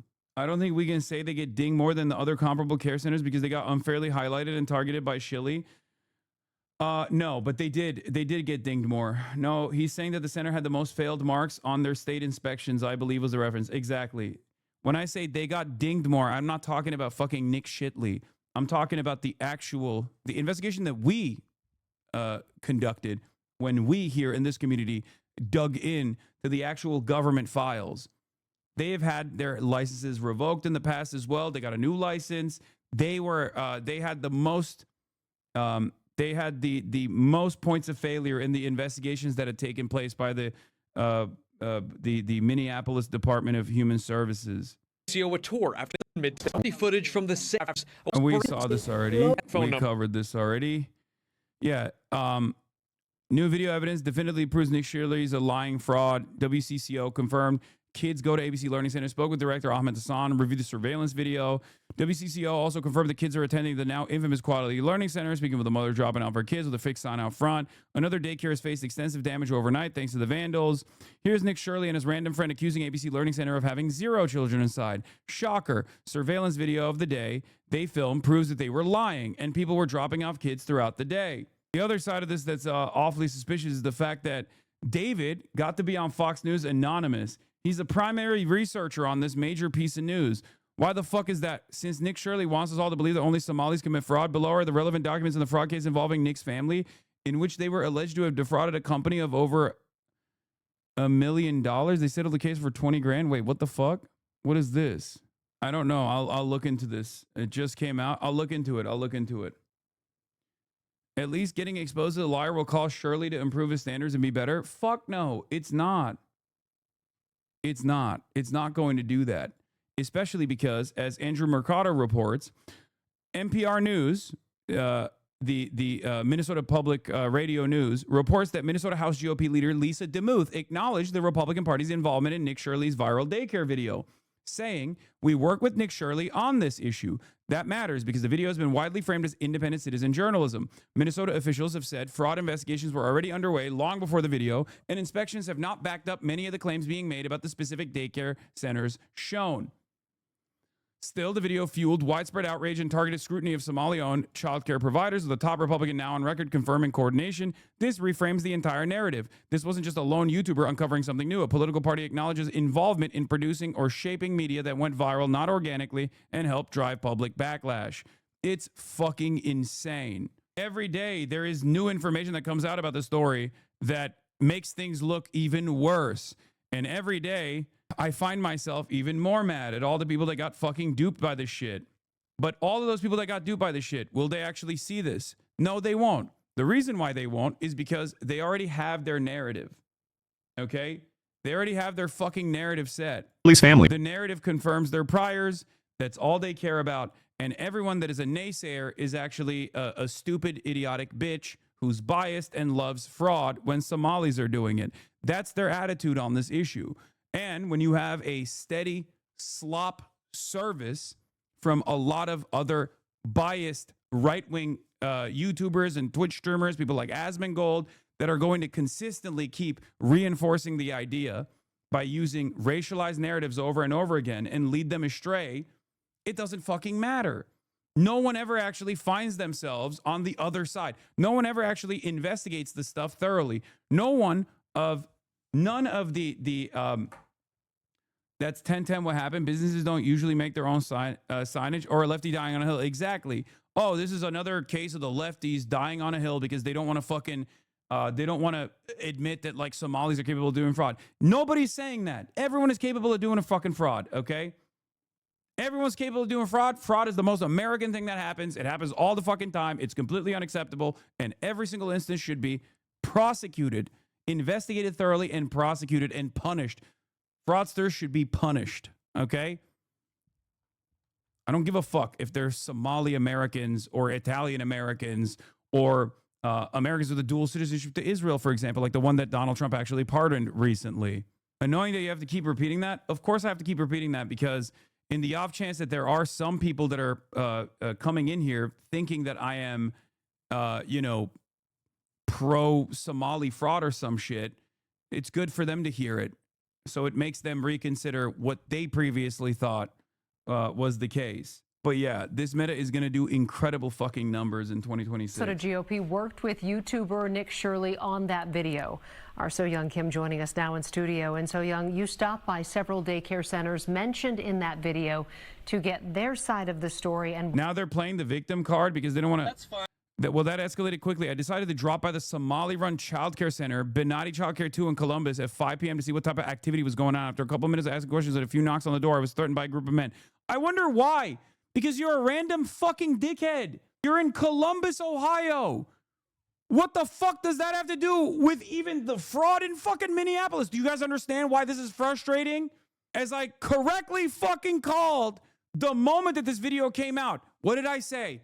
I said, this is a wonderful narrative to cut fucking welfare, okay? The administration will use this to cut welfare. Lo and behold, that's precisely what they did. They cut all the funding to child care facilities across the board in every single state. First, they started with the state of Minnesota. Then they moved to every single state. Okay?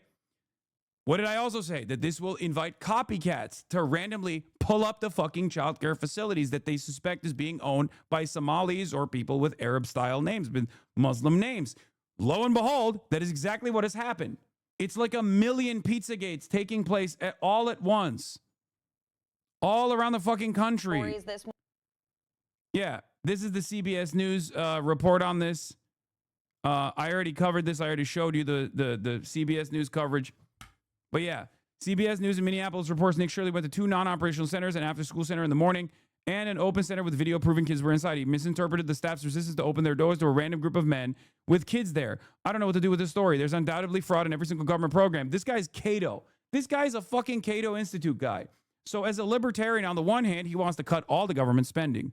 Okay? But on the other hand, as a pro, open borders guy, he's like, well, they're also shitting on some of the Somali people that are in America. So he's stuck. He's stuck in the middle here. He's like, oh, I don't know. White vigilantism around racialized hysteria and panic is an age-old American pastime. Just think about the 20th century white American lynch mobs going after black people. I know, but in 2025, we should have moved past this shit. And seemingly, not a single fucking dickhead is even remotely interested in trying to comprehend why people would be disturbed to see a random dude with a camera rolling up to a place where children are being left behind by their parents at the custody of another adult. What were you told? I gotta pee. Yeah, we were at 2 of the childcare businesses in Minneapolis that were featured in the video. We were invited into one of them, and the owners say they feel targeted and maintain they did nothing wrong. This is suite A, and that is suite B. So that's the difference. They open 2 p.m. So when Nick Shirley was here, it was before that. He came like around before the operation starts. On Nicollet Avenue in Minneapolis, we spoke with the owner of Albee Kitchen and the building Quality Learning Center is in. She says she's been receiving a lot of calls and visitors asking about the child care provider next door to her kitchen. It's one of the daycare businesses featured in a viral video accusing them of fraud. The center's sign on the building has been getting a lot of attention for a misspelling, and as you can see, that has since been updated. The commissioner of the Minnesota Department of Children, Youth and Families responded to the video Monday, saying there were children present at the sites when they were visited. State officials say the center had reported they would be closing last week, but officials learned Monday they have decided to remain open. We looked up their licensing status with the state, and it's listed as being active. Our crews did see children going in and out of the building Tuesday. A parent says she's been a customer for several months. There's a lot of daycare, but this is the closest one that we know. It's good as the way they take care of the kids. I like it. Over on 24th Avenue South, ABC Learning was another provider featured in the video. It was filled with children Tuesday. The owner got emotional while defending her business. If I do something wrong, hold me accountable. I'm a human being, I can take my problem. But don't blame me something I have nothing to do with. This center was open 5.5 years. This center never had problem. And people at Quality Learning Center didn't want to provide a comment on camera, and the state says they currently have 55 open investigations related to the Child Care Assistance Program. In the studio, So Young Kim, Fox 9. The Trump administration says it is now withholding all federal child care funding to the entire state. The agency says the state receives $185 million for 19,000 children, and now that money will be gone. And the agency did not specify any alternate plans for families who will be affected. DHS and the FBI said they were surging resources to Minnesota to investigate what they called suspected fraud sites. This all comes in response to a viral video posted by a MAGA content creator. He claims that he uncovered widespread fraud by Somali-run child care centers in the state.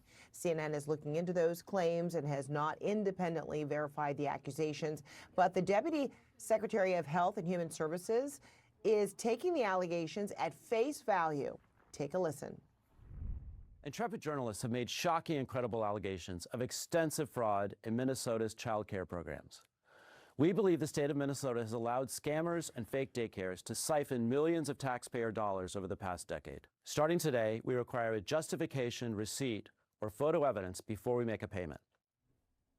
However, the so-called evidence comes from a man who has posted anti-Muslim and anti-immigrant content in the past. CNN's Whitney Wild speaks to the man behind that video and takes a look at his claims. We're from CNN. Can we talk to you? This is MAGA YouTuber Nick Shirley back at Is what Nick did not consider Nick did not considered harassment? No, it is harassment. Of course it's harassment. The reason why people are saying it's not harassment is because they agree with him and they want to do what he's doing. Okay? If a liberal with a camera was going outside of, I don't know, like daycare facilities operated by some Christian group or something and demanding to see the white babies inside, people would understand that it's fucking harassment, right? Especially if it was like a black or brown liberal who was doing that, you know? Let me in. I need to see your kids. That's it. Of course it's fucking harassment. Daycare in Minnesota, he alleged, was a fraudulent facility in a now viral video. People are going to say this is a left or right issue, but no, fraud is fraud. And so I'm not out here trying to put a twist on things. Shirley's viral video, released over the weekend, in which he says he's uncovering tens of millions of dollars in fraud at Minneapolis daycares run by the Somali community, was retweeted by Elon Musk and Vice President J.D. Vance. In the video, Shirley tries to open locked doors and talk to people at various daycares he claims are frauds. Did you come during their normal operating hours when you came to visit? I came at 11 a.m., I believe, and I also came the following day later in the day. The point of it is not whether or not I came at the right time of their operation. What do you mean? Of course brother. You're right in a sense where you say the point of it is not whether or not I came at the right time or not. You're right in a sense because it doesn't matter. Even if you came during business hours, they're still not going to open their fucking doors to you because you're a random dickhead with a camera crew. Okay? God, he is so fucking stupid. He literally has brain damage. That's what's so frustrating. That's another thing that's so frustrating about it is that this is an objectively stupid person, like an objectively low IQ person. So much so that the first time I encountered his commentary, I felt bad. I felt like I was being ableist when I was making fun of him. Like, this person will not be criminally charged, okay? If they were to kill someone, you could make a convincing argument not to send him to prison, but instead to a facility because he is that fucking stupid, okay? He is medically stupid. It blows my mind that the right collectively has basically decided that their champions are people who are incredibly fucking dumb. People who look smelly, people who look like they have no interest or investment in identifying the truth whatsoever. People who look like they don't fucking shower. People who look like they're medically dumb. That's where we're at. It's almost, like I said, like they take pride in it, where it's like, well, this guy's just like me, you know? Hours. The point is that blacked out doors, they can't give you any information. You call that number, no one answers. I wasn't trying to go inside, and there should be a way for somebody to actually be able to call that number and somebody be able to answer. These aren't real businesses. But surely you don't think a daycare should just be unlocked. You shouldn't be able to just walk into a There daycare. should be a reception. No, every daycare is locked. Oh my God. This is what happens when a fucking actual adult with at least 3.5 brain cells encounters a right-wing slop merchant. And so, okay, you bring up a fair point. Then why can't they actually give me information how to enroll? This guy is dumber than fucking dirt. enroll a child. Federal law enforcement has been investigating fraud in Minnesota for several years. Both Attorney General Pam Bondi and FBI Director Kash Patel said on social media they've indicted dozens of defendants. DHS has posted multiple videos of agents they say are conducting a massive fraud investigation. Do you think that federal law enforcement hasn't done enough? I mean, they would say, look, these fraud cases have been going on. The other side of this also, and I know this for a fact, is like, you know how the rallying cry of trolls in my chat is basically, I was just pretending to be stupid. Haha, I trolled you, right? When we react this way, or when I specifically react this way to how fucking dumb this guy is and how clear of a grifter he is, right? They straight up play that same exact role where it's like, well, you got trolled again. It's like, did I get trolled? Or am I frustrated because I thought you would be a little bit more intelligent? I thought you'd be a little bit smarter than leaning into a incredibly stupid video concocted by a person that you probably wouldn't even feel safe letting you drive, this person would not be legally liable in vehicular manslaughter. You would not feel safe allowing this person to drive you around town. And you're over here being like, nope, this guy actually is the most brilliant investigative reporter of all time. It's just like, I assume, my mistake for assuming, and yes, he literally doesn't have a license. His mom drives him around. That's true. Like, it's so sad, but it's funny. Bro, playing dumb is a central part of right-wing propaganda. It makes you come off as a regular guy when you're a part of an organized agitprop effort and also helps you get away with harassment. Playing dumb is just OP. Brother, I don't think this person is playing dumb. Come on. There are some who do that.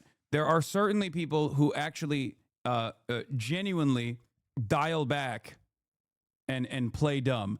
He's not one of those motherfuckers. That's a natural. That boy is a natural Dumbo, okay? But they've already done like 80 indictments. The cases have been going on, for years. And why did I show up one day in Minnesota and go to all these daycares, no children?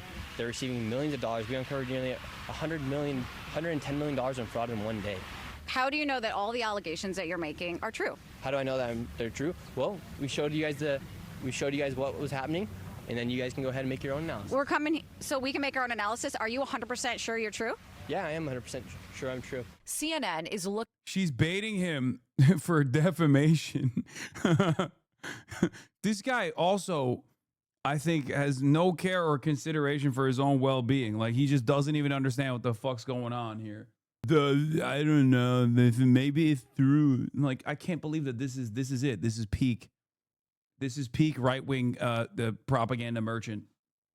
Looking into Shirley's claims. Hi, my name's Whitney Wild. I'm a correspondent for CNN. We reached out to several of the daycares featured in the now viral video. Only one daycare facility answered and said they are a legitimate business. Have you seen the videos, purporting that some of these daycares don't have kids inside? Minnesota Republicans say despite the new focus from the Trump administration, they have been sounding the alarm on fraud for years. We have talked about fraud. We have gotten stories. We've tried to push this forward every way that we can. At the daycare where Shirley showed back up, a stream of children walk inside. You're saying that this is a fraudulent daycare. There's kids being dropped off right now. Yes, the Commissioner of Children literally said a week ago this place was closed. Did you know They're that? showing face right now. A viral video, disputed claims, and their full fallout remains to be seen.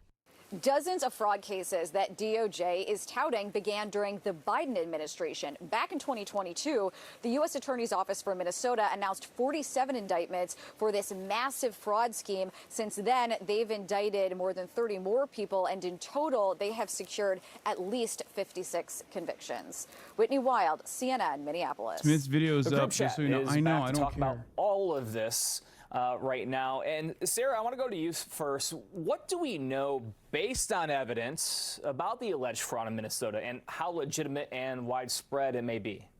Well, I think a lot of people were very apt to believe Shirley's videos because we had indictments in 2022 when reporting first came out about this issue. It was David Fahrenthold, then at the Washington Post. Yes, his mom went with him to prom. Farmington Sr. asked mom to home throne prom. Yes, it's true. Yes, he took his mom to prom. Look at this. He hit 1 million subscribers, my boy. He was a Mormon average white boy. He went on a mission to Chile and wanted to be a YouTube star posting stupid ass pranks. He went to Minneapolis and did nothing. They already knew about the fraud. Mediocre white Mormon boys are so damn pathetic and whiny. Here, yes, he did. Nick Shirley, senior at Farmington High School, said he and his classmates were sad and they learned prom would be canceled, but decided he'd do his best to make the most out of the unique situation. His mom is also a wannabe MAGA influencer. It's not even a joke. And not only that, but his mom is the one who drives him around. Yeah, she's on Newsmax. Also, here is a blast from the past. Walter Masterson. Nick Shirley tried to troll me back in August 2024, and it didn't go well for him. On social media, and he mocks Republicans. Really? Do you think he knows me? He probably does. Yeah, we got to talk. This is him and his mom. Hey, your job, go get him lined up to talk to us. We're going to keep talking to some of the people. You got the Antifa shirt on. Yeah. What does Antifa stand for? It's anti-fascism. And what do you think about this Project 2025 stand right here? Project 2025, I mean, have you read it? I have read a little bit of it. What do you think about it? He doesn't know how to read, so we know that's a lie. Well, I've just known that Donald Trump has said he's not part of it. So Project 2025, you want to talk about it? Bots, bro, bots! Everyone's a fucking bot! I can't stand it. Previous things that would read as gross or dumb or you know, not people to look up to are now seen as like there's no control. There's no mechanism that looks at a guy like this. There's no like consensus that looks at a guy like this and goes, maybe this guy's not the best person for this subject, you know? Like the enshittification has hit every fucking aspect, even the right-wing slopaganda. Everything's a fucking race to the bottom now, dude. Jesus fucking Christ. He's like, oh, what do you know about Project 2025? I just know that Trump said he's not involved in it. Absolutely. So Trump said he never heard of it. He also doesn't like it. Project 2025, all the co-authors are former members of the Trump administration. They've all worked for him. They stayed loyal to him. One of the most loyal people ever. Stayed loyal to him through everything. The election fraud, January 6th, probably the most loyal people ever. And Project 2025 wants to use Schedule F to fire federal workers and replace them with Trump loyalists. And he did this in his first term. He was great at it. John McKinney was... if he publicly came out multiple times saying he does not endorse or he's not a part of Project... Well, he'd be lying. Yeah, he is lying. And he was lying. We're now in the end of 2025, and we know he was lying. He's been flexing about how he's doing Project 2025. An extension of that was also, cutting off the water project for the state of Colorado, for example. He's just doing that. He's just punishing blue states. That was another Project 2025 moment. He'd be lying. Why do they keep endorsing it? He'd be always lying. I mean, why would he lie about that? Why would Trump lie? You know what, you dude, the left owns. You got me, bro. I don't know why Trump would have any reason to lie whatsoever, other than that there's been massive public pushback. What's the thing that scares you most about Project 2025? The thing that scares me most about Project 2025. Okay, Schedule F. It's going to replace all the government workers with Trump loyalists. One in there, it's amazing. It's about Mexico's sovereignty. I mean, it's saying it's going to use America's military to go in and invade Mexico to get rid of the cartels. You know, the cartels are a problem, but should we invade? But the cartels are already here in America. You know? Well, should we invade Mexico and invade their sovereignty with the United States military? That is in Project 2025. I've read Project 2025, so I'm very versed in it. So you can have 300 new aircraft carriers is in there. Let me see. It wants to build more nukes, and anything that we've done to get rid of nukes. That could be good. That could be good protection for the US. More nukes. We need more nukes. For the U.S.? We got to protect ourselves. We don't have enough nuclear bombs. Is that a joke? That's a joke. What? And a lot of the money, what do you... Brooke. His mom gets involved because it's not going Brooke, well. You can help. What's your question? My mom's got a question. Okay. What's your question for him? Save me, mommy. Mommy, save me. This adult, he's... I don't know the words he's using. Okay, I'm part of this. So, Kamala Harris now is all of a sudden running on the border. Do you believe that she's going to secure the border? Okay, one of her problems. Okay, that's a good one. That's a fair question. So, as when she was VP, one of the things she was tasked with, there was 3 nations, 3 countries where they had the bulk of the immigrants coming from, and she was tasked with going and dealing with the internal problems that was causing just this mass migration. And migration from those three countries went down after from those three countries. After 3.5 years, and finally Joe Biden decided to step up and will come in. Have I watched? Waved at the cartel? Have I waved at the Yeah, cartel? So most of the drugs coming in, they give it to white people, all right? And they come through port of entry. Cartels are a major business. They're a functional business. They're making it's just so crazy because like 99% of right-wing grievances are just fucking made up. Like every single talking point, there should be like, what about the drugs coming in? It's like, okay, great. Do you think drugs are actually being shipped over the border by like, random Guatemalans stuffing bags of fentanyl in their panties? Is that what you fucking think is going on? Are you stupid? The Department of Homeland Security, Customs and Border Patrol, ICE itself has DEA has conducted numerous investigations into this. Obviously, they have apprehension numbers, and the overwhelming majority, if not damn near the entirety of the cross-border apprehensions of drugs in searches and seizures happen at regular points of entry. They come in through our ports, and they come in through the regular borders, because obviously it would be a logistical fucking nightmare to rely on random people that are unaccountable to traffic a metric ton of fucking drugs that will make their way into the American marketplace. You have to traffic them with cars. And who is less likely to be stopped by Border Patrol? White Americans. And that is, lo and behold, precisely the reason why 90% of the people that are stopped and have drugs on them are actually American citizens. The market is American citizens, and the traffickers are American citizens, yet the conversation, 90% of the time, revolves around random undocumented migrants crossing the fucking border. Even though most people don't even cross the border like that anymore. They're visa overstayers. But that's a whole different story. Oh, they're removing the National Guard. Guess you got your wish. Macaroni and cheese socialist. What is this? What is macaroni and cheese socialist? It was Mehdi Hassan, dude. Yeah, I know. I know they're removing the National Guard. They lost in a court. Yeah, they're making a lot of money. They're doing really good. They don't put it on brown people's backs and send them over the border. They give it to white people to go over using ports of entry, because that is the most effective way to get in there. Every government agency, every alphabet agency And if has they said, are giving it to white people, the cartel is paying the white people to bring the drugs in.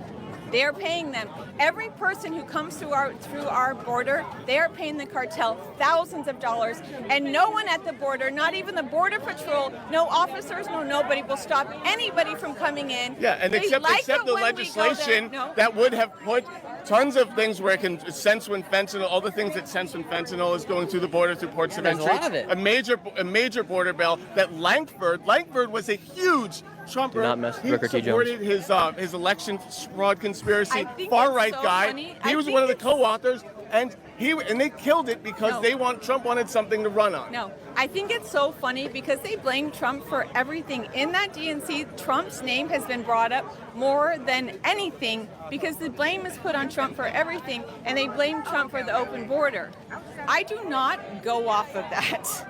And Kamala Harris now is running on closing the border, where she's been our president for Literally everything years. I've just said about Project 2025 and the border is verifiable and true, and Trump you has just nothing to come do with with like a bunch of conjecture and bullshit. Okay? Can't take. And how much did you get paid to come here? You're a creator. How much do I get paid to come here? Was it they paid for my flight? Yeah, so they paid for my flight. They gave me access. I've never had access before. Listen. You get a free hotel room? Listen. I have traveled around the country dragging MAGA for 4 years. Yeah, I bet you have. I bet you have. I don't need a DNC budget to do that. I'm a very successful creator. I have my own budget to travel the entire country and drag MAGA all day. By the DNC. Okay, Kamala's paying my for you own to drag credit it. card can take me anywhere with. I think that's also projection for the record, because like these guys obviously do get paid by right-wing donors. They obviously do get paid by the Republican Party to a certain degree. Do you think his make-a-wish was to become QAnon Upton Sinclair and we're all part of helping his mom make this come true? This has to be true Adam, right? Because this feels like mogging in broad daylight. Unc, please, I can't take any more thing one and thing two mommy-son duo. It's pretty funny, I think. In a day to come and drag fascists. Really? I don't need the DNC money. I don't need MAGA money. I don't need the But special there's- Soros money. I don't okay? think it's right when You're you gonna call flip people out like when you us find that fascists. F-word. Yes. Yeah, we are not Fascist? fascist by any means. No. Okay. But you're literally getting paid to come here. What? I'm getting paid to. Do you think Republicans? Do you think Donald Trump flew in anybody coming to the RNC? Do you think He's he flown paid? people to do you think Mar-a-Lago. He has tons of conservative to influencers. Mar-a-Lago? Is it a little weird that Kamala and the DNC has literally started paying people upwards of $1,500 to post a 60-second clip just bashing Trump? What? They're literally paying for influence here in the United States. I've been doing this for free for 4 years, okay? No one has had to pay me to go and take a dump on Trump. They And pay it's you- not difficult, all right? It's not hard to find people that dislike Trump. guy probably all poops right? green 'cause he's You don't have probably to a vegan. pay anyone here to make a video about how much Trump is a piece of garbage, all right? You don't have to pay them to have him talk about election fraud, you know, and like the host of other problems, all right? All right, who won the election? Quick question. Speed round. Who won the election? You told me. Okay. What happened on January 6th? I was there. Wait, what? You were there? He was. Oh, Marx didn't account for this guy? No, that's listen. Fair is fair.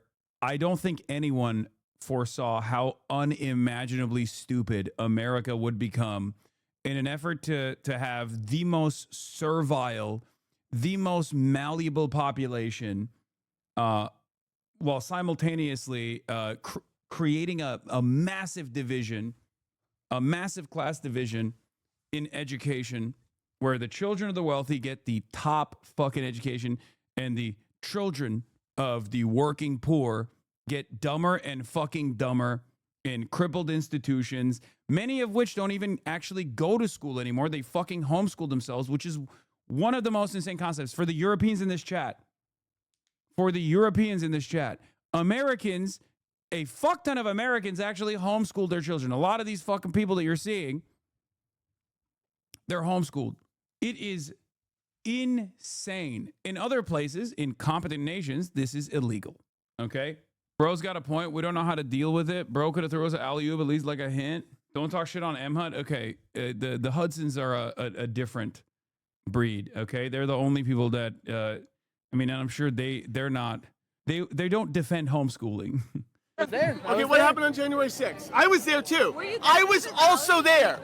I was on the steps of Capitol Hill. So what was I. happened on January 6th? January 6th. What Donald happened? Trump gave a very good Be speech. careful because Gave a I very was good there. speech. I was there too. Okay, I You was can on go the watch my steps. YouTube Be careful. video. What happened on January 6th? So what happened? was What happened? Donald Trump gave his speech. What happened? I'm talking to you. Okay, yes. There was an insurrection there. There was an insurrection. By who? By who? By the same people that were at the No. riot who? yesterday. That also got No. Oh, it was Antifa. Shit, dude. It was Antifa. Okay. What is this? Look at this comment. I'm sat down this Sunday with Nick Shirley. Nick is doing the work for freedom and for taking our countries back. Thank you, Nick, and thank you, Tommy. I am Nick Mum. Oh, you found Nick Shirley's mom, Brooke Shirley, Brooker T. Jones. And then motherfuckers say that this isn't like an op. Tommy Robinson straight up is an agent for Mossad. Okay? Straight up. Straight the fuck up. His entire purpose is to constantly, whenever people are like, yo, this Israel stuff sucks, his entire goal is to be like, remember the Muslims. Remember the Muslims. Yo, don't talk about Israel. Israel's good, actually. Israel's an important ally. Remember the Muslims. Remember how scary the Muslims are. Ugh. Yeah, Trump pardoned Antifa. I'm not going to look at the House committee releasing Jack Smith's deposition transcript. If you think that I give a fuck about the Jack Smith deposition transcript, you are the most insane person of all time.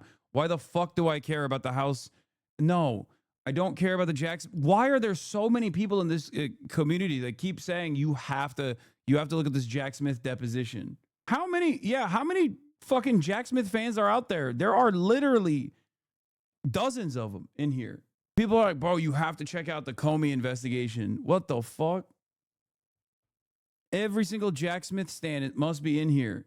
Yeah, now random MAGA grifters are showing up to daycares across the country, banging on the door saying, where are the children? Coalition is a nonprofit that got $23 million from the government to run daycares like this. So, by the way, the goalpost will inevitably shift to, well, we're giving too much money to these daycare facilities anyway, for the record. Like, just wait for that too. They'll just go, oh, I guess we're just giving too much money to these daycare facilities anyway. Why are we doing that? it is 2 p.m. This place is supposed to be open. It closes at around 4:30. We're going to try and buzz one more time to see if anybody opens up looking for childcare. Wow. Brilliant. Oh, hello. I'm looking for a childcare. Much of the Minnesota fraud, up to 90%, is caused by people that came into our country illegally from Somalia. No, they didn't. Okay? They did not. And that's precisely the reason why you didn't deport any of the people that were charged and convicted. You want to know why? Because they're not fucking illegal immigrants. They're American citizens of Somali descent. But of course, the reason why he's saying that is because he wants to denaturalize people. And I think he's going to try to start this process with like the Somali American fraudsters. The full tweet is even worse. Much of the Minnesota fraud, up to 90%, is caused by the people that came into our country illegally from Somalia. Congresswoman, in air quotes, Omar, an ungrateful loser who only complains and never contributes, is one of the many scammers. Did she really marry her brother? Lowlifes like this can only be a liability. Dude, this was one of the more insane situations. Like, people just straight up fucking lie about Ilhan Omar. Just like, oh yeah, she married her brother, all this shit. Send them back to where they came from. Somalia, perhaps the worst and most corrupt country on earth. Make America great again. 90% of the Somali Americans that live on U.S. soil are American citizens, okay? And have been American citizens. The additional 10% are not undocumented, for the record. They're still, you know, they have the proper paperwork. It's just not a thing. It's also kind of difficult to, you know, be an illegal immigrant from Somalia to begin with. Yeah, almost 60% are born here. They're not even like, they're not even naturalized U.S. citizens. They're natural born U.S. citizens. Oh.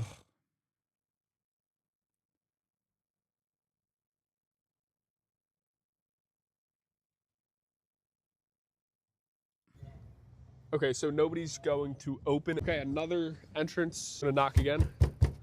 Again, it's 2 p.m., so within operating hours, this place should be open. Little Frank needs childcare. Wow, this is great. What a fantastic investigation you've conducted, sir. Childcare. Okay, so they didn't answer, so we're gonna call the number on their website, and let's see if they answer. Thank you for calling Maternity Care Coalition. We're closed for the Independence Day holiday. Case closed. I don't know why it says Independence Day holiday before people go, Independence Day? It's clearly just now. It's not actually Independence Day. It could have been a fucking automatic message that they recorded back then, but it's very clear that they're fucking closed due to the holidays. Okay? Before you go, oh, wait a minute. Clearly this wasn't on Independence Day. Just remember that. Okay?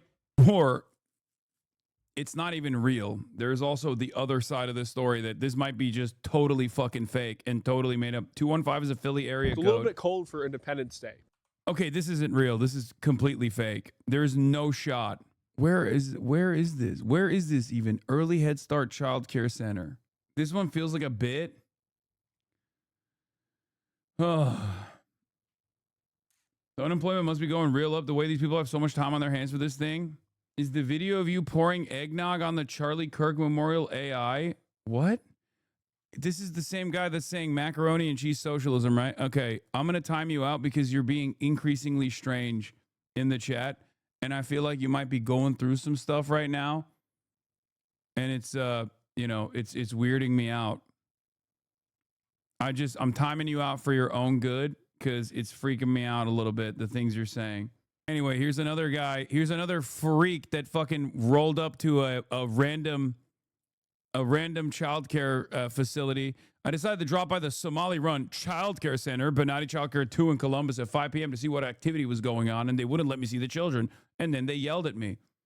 who started to unravel all of these claims. The reason why I think Shirley's post has gone viral amongst some of the conservative community is because Minnesota is a politically convenient target, not just for the president, but for the party. Obviously, the governor there, Tim Walz, was the running mate to Kamala Harris in the 2024 election. Ilhan Omar has long been a foe of the president's. And you noted up top that the ICE immigration raids on Somalis has been a priority for the president. So all of this collectively has made this story something that people want to gravitate to.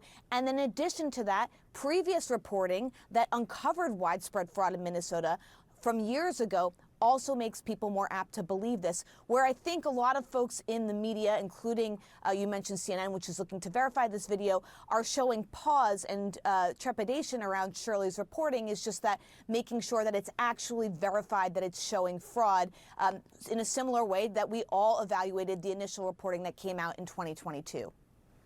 And Antoine, what does it say about the media landscape at this point when a YouTuber with an anti-immigrant past can post a video with scant evidence, we can say, that launches a federal surge into a state?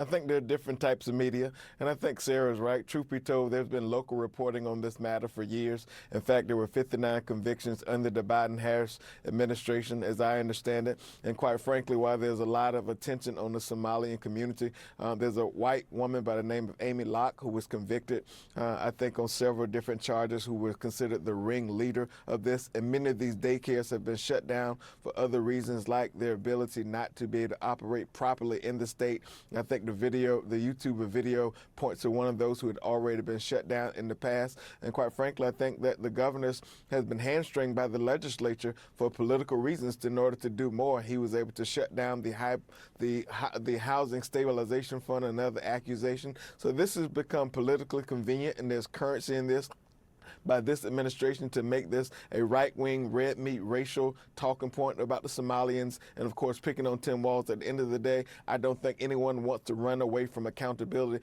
particularly Tim Walz, who's up for re-election in the state next year. And also, we know, as we mentioned earlier, VP Vance, he retweeted Nick Shirley's video, and President Trump has also been stoking anti-Somali sentiment for a while. Let's listen to some of that. Look at Minnesota, where Somalians have taken over the economics of the state and have stolen billions and billions of dollars. And what's happening in Minnesota with Somalia, with Maya Star FH, thank you for the 100 bones. Sorry. billions of dollars is being stolen, right? Like candy from a baby. So, Terry, I'll ask you, where is all this headed, do you think, now that we have this kind of like resurgence in reporting of the situation, and as well as the attention from the highest office in the land? Well, I think it's a refreshing change from the Biden administration that was infiltrating Catholic organizations like the Knights of Columbus and classifying parents who spoke up at school board meetings as... CNN, by the way. Yo, it's Stiff Son. Yo, it's If Son. I don't know how to say it. Yo, it's Stiff Son. Thank you for the 25 bones. This whole panel is goddamn insane. Potential domestic terrorists. CNN, baby. Look, this is old. This is, as I think I saw news stories and videos as far back as 2014, definitely 2018. These claims of fraud are verified. They are credible. They've been trying to do things here. And listen, I think that our justice system needs to be colorblind because we know that fraud is not, or I'm sorry, that fraud is colorblind. Yeah, unless you're looking into Catholic churches, in which case you should stop doing that. Okay, you should stop doing that immediately. We don't like that, but it's cool. We should be colorblind and look at all the Somalis, really. Just try to figure out what they're up to. I don't really like it. What are they doing over there? This is not about the Somalians. I think the reason that it's being focused on the Somalians is because they're the ones committing it. We took these people in as refugees, and it looks like there's billions and billions of dollars of scams. So hopefully we can get some convictions here and get some justice, because people need this money. People need help with daycare, and no one should be scammed of it, especially taxpayers. Well, if I can just quickly add, keep in mind Trump University was convicted for fraud, and I would also add that this yes. Now yeah, there's also a daycare in Minneapolis that was vandalized after the viral video purportedly exposed fraud. And Nick Shirley went on Valuetainment. Patrick Bet David. 777 Planets. Thank you for the 10 gifted. Neurodivergent. Thank you for the 5 gifted. Yeah, it's Somalis, not Somalians, but that's, I feel like, a lost cause.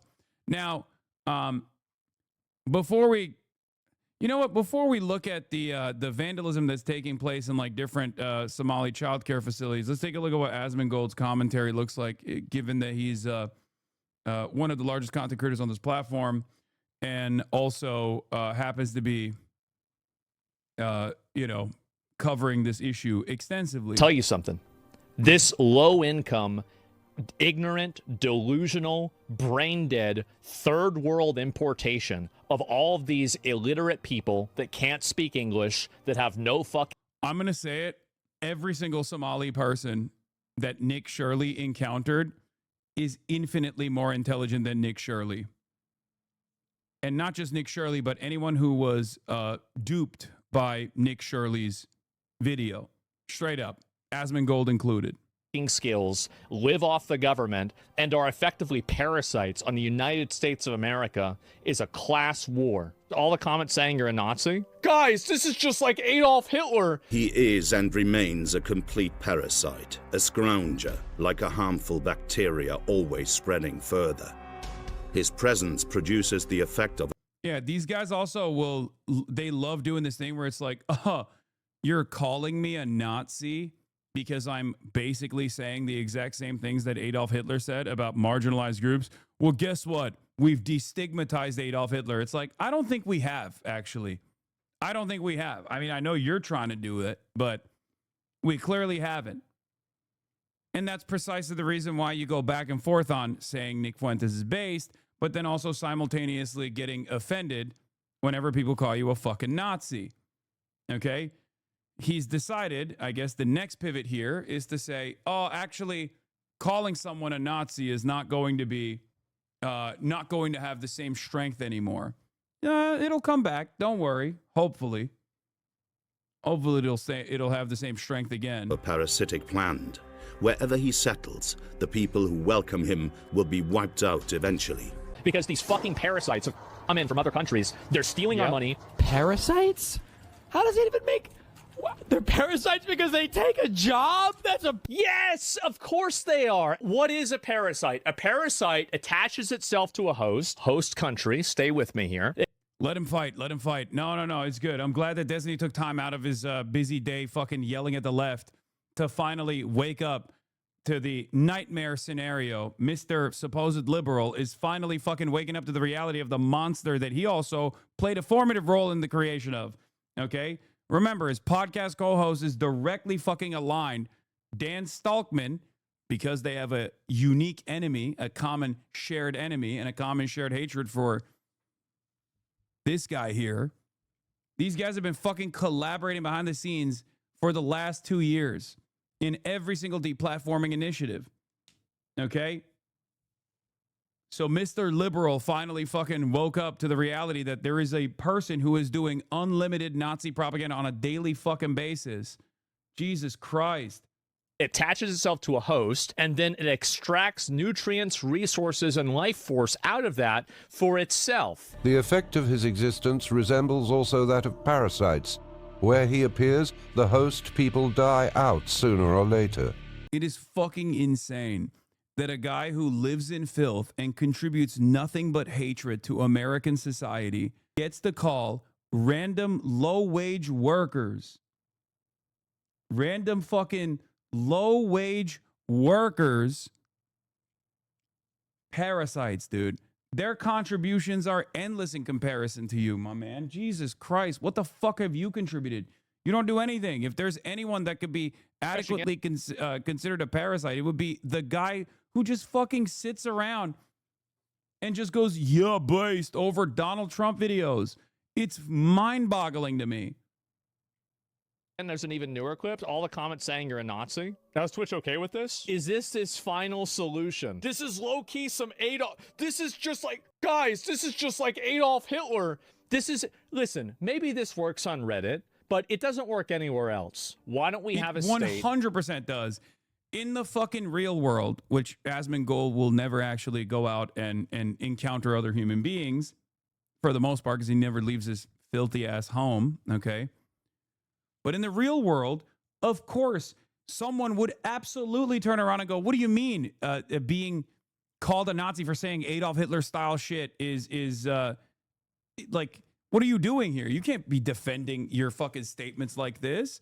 Go ahead, dude. Go to any fucking community. Run around talking about like these guys are parasitic. The Klan rally that you might attend would be the only appropriate place where you can say shit like this.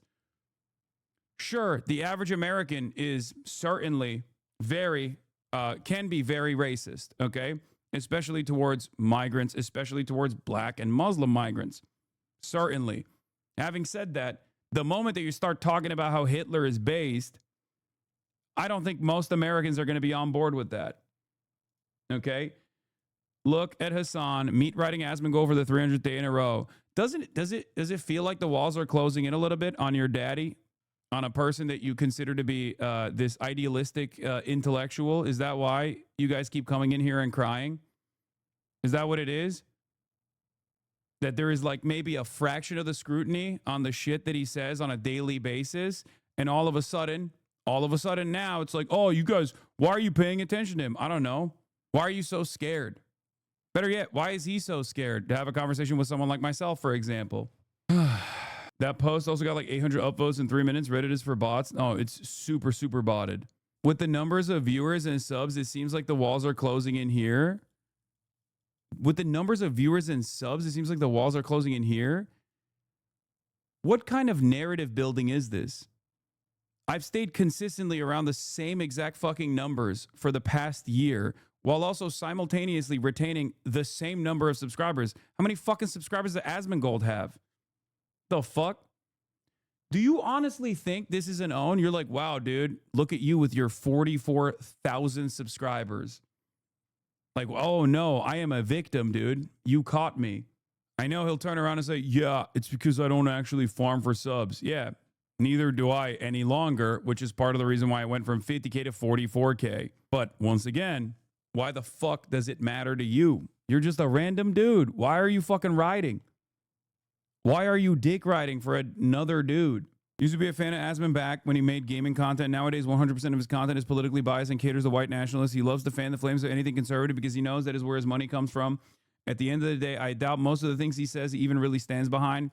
It's all about how much of that specific audience he can make like-minded content for. No, 100%. I've been saying that. It's not like he's shy about admitting it either. He just openly will say he's only self-interested, and he will say whatever is actually beneficial for him. That's precisely the reason why he's changed his mind about a lot of the stuff that, you know, public consciousness is shifted on. The only reason why he keeps leaning into the fucking racism stuff is because he sees that the most commonly in his own subreddit and on Twitter. And he actually has a false assessment here. He genuinely thinks that because this kind of narrative is actually a lot more popular and overemphasized on the internet, that it's actually a narrative that is gaining momentum or popularity still, the anti-immigrant stuff that he's doing. It's not. Yeah, flexing another man's accomplishments remains the lamest shit. These guys have no shame. Dude, they are fucking K-pop stans. That's what's so crazy. Imagine being a K-pop stan for a fucking Asmongold. At least K-pop artists are hot.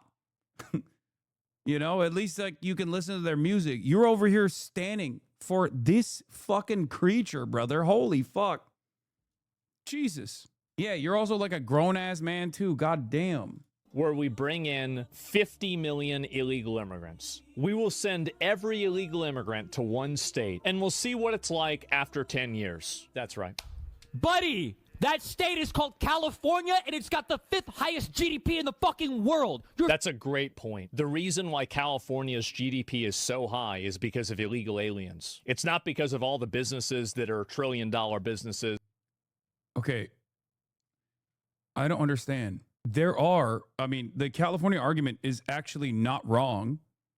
And who the fuck do you think works in the businesses?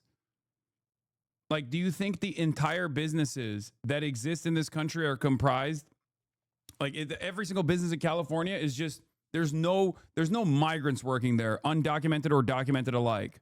It's not because of Silicon Valley. Oh, no, of course not. It's actually because of the illegal aliens. So fucking stupid. You don't know a single fact about literally anything. That's right. Of course. As opposed to what? I think we need to shut off agriculture in its entirety. California doesn't just have Silicon Valley, even though Silicon Valley heavily relies on H-1B visas, but that's not even what we're going to be talking about here. We're talking about agriculture. California has a robust agricultural output, and the agricultural output is entirely with migrant workers, okay? It's kept up with migrant workers, both seasonal workers and migrant workers that have the proper documentation, and also undocumented migrant workers as well, okay? No more food. Now, of course, yeah, the agriculture is a $60 billion business a year in California. Now, regardless, the proper solution here is not to deport migrants, or the argument here isn't, oh, well, migrants are actually working these low-wage jobs that American citizens would never take on. So obviously we need to keep having a steady flow of basically slave labor that's coming into the fucking country. That's not the argument, or at least that's not my solution, okay? I understand that the two-tiered labor system actually depresses wages for the domestic labor force as well. And the adequate solution here is to create wage parity and the proper documentation given to every single migrant worker. That's how you're supposed to do it. That's the only effective solution. But of course, all these guys want to do is the final solution. Why? Because they're fucking coping, okay?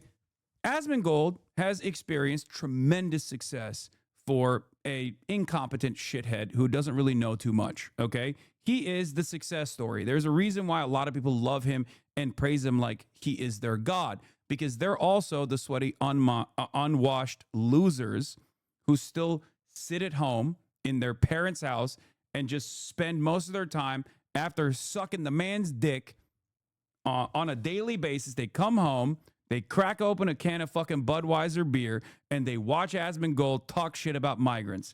It is coming from a place of unimaginable insecurity. The notion that your life is fucking dog shit and you have nothing to look forward to, but at least there's a guy out there who resembles your most awful qualities who's actually succeeding, right? And that's the reason why they fucking celebrate this man like he's the second coming of Jesus Christ. That's it. And one of the main points of propaganda here is, of course, to say, hey, you know what? My life is shit, but it's probably because there's brown people out there who are actually ruining this country. My life is shit because of random Guatemalans. My life is shit because random Somali people live on U.S. soil. It's not. It's not. Your life is shit because of capitalism. You won't recognize it. You will never recognize it. And you've been duped. You've been duped from the start, and you refuse to understand the system. So you just keep looking for a group of people that are more vulnerable that you can bully. That's what playground bullies do. And that's what a big driver for right-wing sentiment is. It's the same exact childlike attitude. Kid gets bullied at home, has a fucking shitty home life. Father is beating the fuck out of him. He goes to the playground and he tries to beat on all the little kids that are smaller than he is. Why is that kid doing that at the playground? He's doing it because his life fucking sucks and he wants to universalize the pain for others. He's doing it because that makes the playground bully feel strong, okay? Constantly punching down. And that's what it is. It's most like when it's reduced to its bare bones, the major driver for this kind of like white nationalist sentiment is the fucking insecurity that comes from having a pathetic life that does not match the dreams that you set out for yourself when you were 12 years old. That's it. None of these guys actually have achieved a level of success that they're comfortable with in their own lives. So they're constantly looking for other people that they can basically cyberbully on the internet. And that somehow makes them feel better about themselves. And he is a perfect vessel for this kind of anxiety. He's a perfect vessel for this kind of animosity, this kind of anger, because he's the fucking random loser who made it, right? In their eyes, he is a god. because they live under similar circumstances because they can't, improve their living circumstances because they're stuck working shit jobs and they hate their fucking lives and have very little free time to themselves. And the free times that the modicum of free time that they have to themselves, they spend watching Asmongold consistently telling them like, yeah, everything sucks because of brown people, black people. You're fighting a non-existent enemy. You're not doing anything by pointing out one if thousands and preaching. You're fighting a non-existent enemy. Then why does it hurt your feelings so much?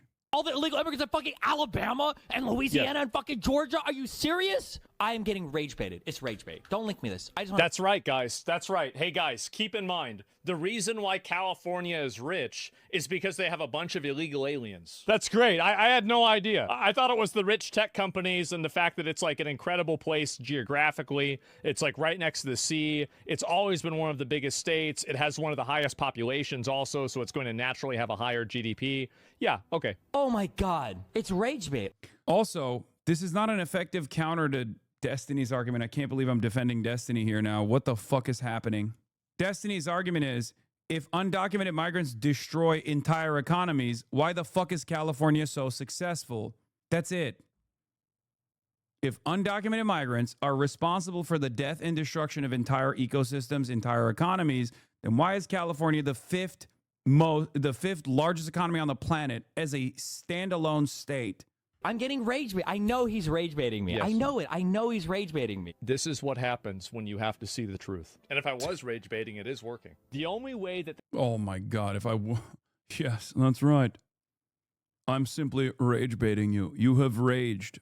They are a net benefit to society is whenever you are using these fake indicators like GDP, you're going to get mad. Oh, GDP is fake now. It absolutely is fake, and it's completely fake. It's all fake money. So I'll go ahead and I'll show you. Was your life better in the purple block or the red block? Did you have more purchasing power in the purple block or the red block? Overwhelmingly. This is where the limitations of liberalism come into play. GDP being a fake metric for quality of life standards has nothing to do with whether or not migrants are actually ruining your life personally, undocumented or not. Okay? The reason why, while I do agree with Asmongold in terms of GDP being a not fake metric necessarily, but a metric that doesn't actually present the perfect picture in terms of quality of life, okay? This is utterly irrelevant to the conversation that you started, Asmongold, where you claimed that undocumented migrants are ruining people's lives, okay? It's irrelevant. It's completely irrelevant. GDP is only a worthless indicator until it suits him, let's be clear. Yeah, ironically enough, he said, let's put all the undocumented migrants in one place, in one state, and see what happens to the economy, was the initial claim that he made, as though somehow undocumented migrants are just like less, like worthy of less or something. And if they were, they're inferior somehow. And if they were all comprised in an area that like the economy would suffer, the counter to that was, if that was the case, California would suffer, and yet, judging by the same standard that Asmongold was presenting, California is not suffering, especially in terms of its economy. So then he turns around and goes, well, the GDP is a dumb metric anyway. Yeah, you're not wrong. Okay? You're not wrong in terms of analyzing whether or not people's material conditions are actually up to par, or if the quality of life is for the average person is good. GDP is not a very reliable metric. This is true. That's precisely the reason why you go to like average European cities and whatnot, and average European towns where the GDP is significantly lower than the United States of America's poorest states or poorest neighborhoods, and yet the quality of life is significantly better there. Okay? Or another example would be China for an even better comparison, right? Not the best metric. But the reason why it's even being discussed here is because you brought it up in your initial argument, only to turn around and now say, well, does your quality of life look better here than it did here? Did you have more purchasing power here than it did here? Yeah, it's irrelevant. You're not wrong. What would happen to your quality of life if every single person that's like out there picking fucking tomatoes that make its way into your ketchup that you're consuming, what would happen to your quality of life then? I don't think you'd be giving a fuck about the GDP in that situation. You'd just be pissed off that you don't have, ketchup to purchase. Except Asmongold is rich. He will still be able to purchase all of the goods that he wants to purchase at a much, much higher price point. His fan base, on the other hand, will not be able to, and they'll get increasingly more mad as their access to treats have diminished, and they won't know why it happened, and they'll think, maybe we just didn't deport enough migrants. Everybody's saying purple. That's because basing the GDP off of the human centipede of the 5 most valuable and most profitable tech companies in the country is not a very good indicator for where wealth and consolidation of resources actually is. What about the fact that after COVID, over 90% of the GDP growth and the wealth growth went to the top 1%? GDP is absolutely not a good indicator of what an average person's purchasing. I hate that he uses, ironically enough, he uses a leftist assessment. Like, this is my talking point, okay? He's using my talking points only to defend the position that undocumented migrants are actually worse overall for people's quality of life. Except there's no evidence for this, okay? This is utterly irrelevant. I mean, he is a National Socialist. I don't even think that he is actually a socialist, okay? Just like the National Socialists weren't actually socialists. Yeah, I saw this one. There, you see 50 languages spoken in the school, and you see... How is that a good thing? 50 languages was a punishment from God in the Old Testament for people building the Tower of Babel too high to get to heaven. You're literally looking at an Old Testament punishment from a vengeful God on a fallen world, and you're saying that it's a good thing. Is this fat, bald retard serious? Oh my God. 50 languages? That sounds like chaos. Can you imagine that? Is he signaling to be a Christo-fascist? I don't know. Maybe if he does a God pivot, that'd be really funny. That would be awesome to see in 2026. Not only does he misunderstand the point of that story, it's not so much different languages, but the invention of different nations or ethnicities and the divide of humanity due to tribalism, which is, of course, he readily engages in. He's also calling someone else bald as an insult. It is wild. Oh, yeah, this was the other thing I wanted to show you guys, by the way. Mr. Based over here did the classic, like, the most classic pro-Israel defense meme. Wild how all the Israel influencers have the same interest in Somali daycare centers in the same week, says Andrew Mercado, because it's correct. It is very strange that all of these guys that went to Israel, all of a sudden, in the wake of Israel becoming the first country to recognize Somaliland for their own personal ambitions in the Red Sea to counter the Ansar Allah movement that is successfully, or was able to successfully shut off the logistical supply chain going from the Red Sea to Israeli ports. They want to obviously conquer that area to the best of their ability. So now they're betting on Somaliland, first country to recognize Somaliland. Day after that, all of this like anti-Somali fucking propaganda comes from a bunch of people who were doing propaganda in Israel. Nick is not the only one. Cam Higby is another one. There's a bunch of these guys, right? Sure, maybe it's not. It's just a unique timing overall, okay? Unique timing overall. Maybe it's not on purpose, but it's a unique instance, all right? And he immediately goes, oh, you see Israel everywhere. Lol, this is stupid. But he's based, and don't forget, he's based, he's anti-Semitic. He loves when Nick Fuentes says Hitler is based. But then also, when someone actually correctly points to how strange it is that all of these fucking pro-Israel influencers are now talking about, Somali interventions on the American welfare state and the American welfare apparatus in unison, all of a sudden it's like, you think everything's Israel, bro. I'm based, though. Yeah. No, it's normal. Last mayor of Gaza, Cam Higby, all these fucking guys. Losing my mind watching all these people ignore the entire Somaliland subject this past week. What is this? It has 6K likes, but I like the analysis. Israel's Red Sea miscalculation with respect to Somalia's sovereignty and territorial integrity is already being discussed among regional leaders. Core geopolitical threat. It legitimizes and entrenches alternative governance structures in the Horn of Africa. Yeah, the number one thing is that every single African country is terrified of breakaway states, and that's precisely the reason why. This has 6 likes, not 6,000 likes. Look, every single African country is terrified of breakaway states. That's literally the reason why they've been fine with previous colonial boundaries that were set for them, and this will cause a lot of instability across the continent. Somalia views Israel's misadventures as existential threat. As a result, a new front of diplomatic warfare and potential proxy conflict, destabilizing the already fragile Somali state. Turkey, with its massive investments, that's the other reason. I've talked about this already, but another reason as to why Israel was doing the Somaliland recognition is because Turkey has a lot of investments in Somalia, and Israel's number one op is aside from Palestinians in the region now, and aside from Iran, of course, is now Turkey. They put the crosshairs on Turkey. That's why you hear a lot of Turkey is our number one enemy now type shit coming from Israel. So you get to undermine a strategic partnership that already exists against another regional actor, and you get to lay ownership over the other side of the fucking Red Sea in an effort to combat any sort of Yemeni intervention. Yeah, they also want to gain a foothold in the Horn to further destabilize or attack Yemen. Yes, 100%.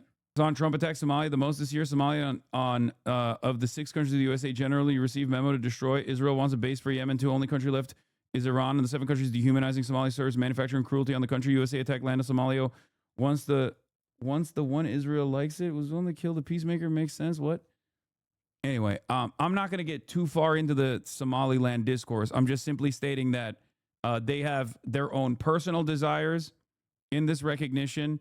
And the timing of the anti-Somali sentiment that's been brewing, is interesting. It's already been happening. That's why I said it's a convergence.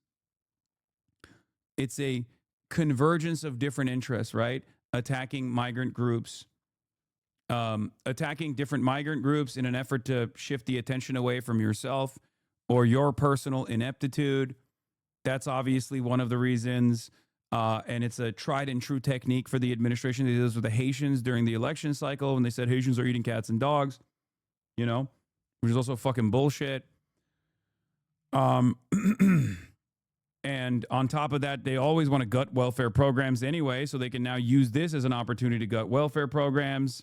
And, these guys love fomenting hatred. The craziest part about it is that it's just like it was done in such a shitty way. It was done in such a sloppy way, but it was done fast and efficient, if that makes sense. How do you know that you're years? It was fast and efficient. This break-in is causing more conspiracies. What do you mean someone broke in and stole just the payment and enrollment records right before a federal audit? The Minneapolis daycare center targeted by this tweet, Nokomis Daycare Center, received telephone threats of violence. It was broken into last night and vandalized. Checkbooks and parents' documents were stolen. Incredible. The DOJ is posting similarly. The dog ate my homework law. Somali daycare manager speaks to the media after his business was allegedly broken into. Claims student enrollment and employee documentation was stolen. The dog ate my homework too. By the way, Harmeet Dillon is literally the assistant attorney general in the civil rights division of the Department of Justice, for the record. I need you to understand something. Harmeet Dillon is a civil rights attorney. Okay? Yes, she does follow me. She also, which I don't know why, maybe she's looking closely to see if I'm violating any of the fucking civil rights of whites or something. But she also gained a lot of notoriety when the Brown shooting took place, and she falsely leaned into the conspiracy that the Brown shooter was the queer Palestinian Brown student. Civil rights attorney for the Department of Justice. Also, she uses the R slur, which, I'm not the most sensitive person about that stuff. I just overall think it's cringe. But it is kind of wild for a civil rights attorney for the Department of Justice to do that. What's next? You're going to drop the N-word too? What kind of civil rights are we doing? She is the civil wrongs attorney. She joined the war on civil rights against the rights. But yeah, all of this fucking hubbub has obviously created copycats, and this is Top what's story in going Minnesota. on. But even then, the vandalism that these places are receiving is not even enough. That's inviting additional conspiracy theories now. Under a national spotlight, the federal investigation into alleged child care fraud. Here's the latest.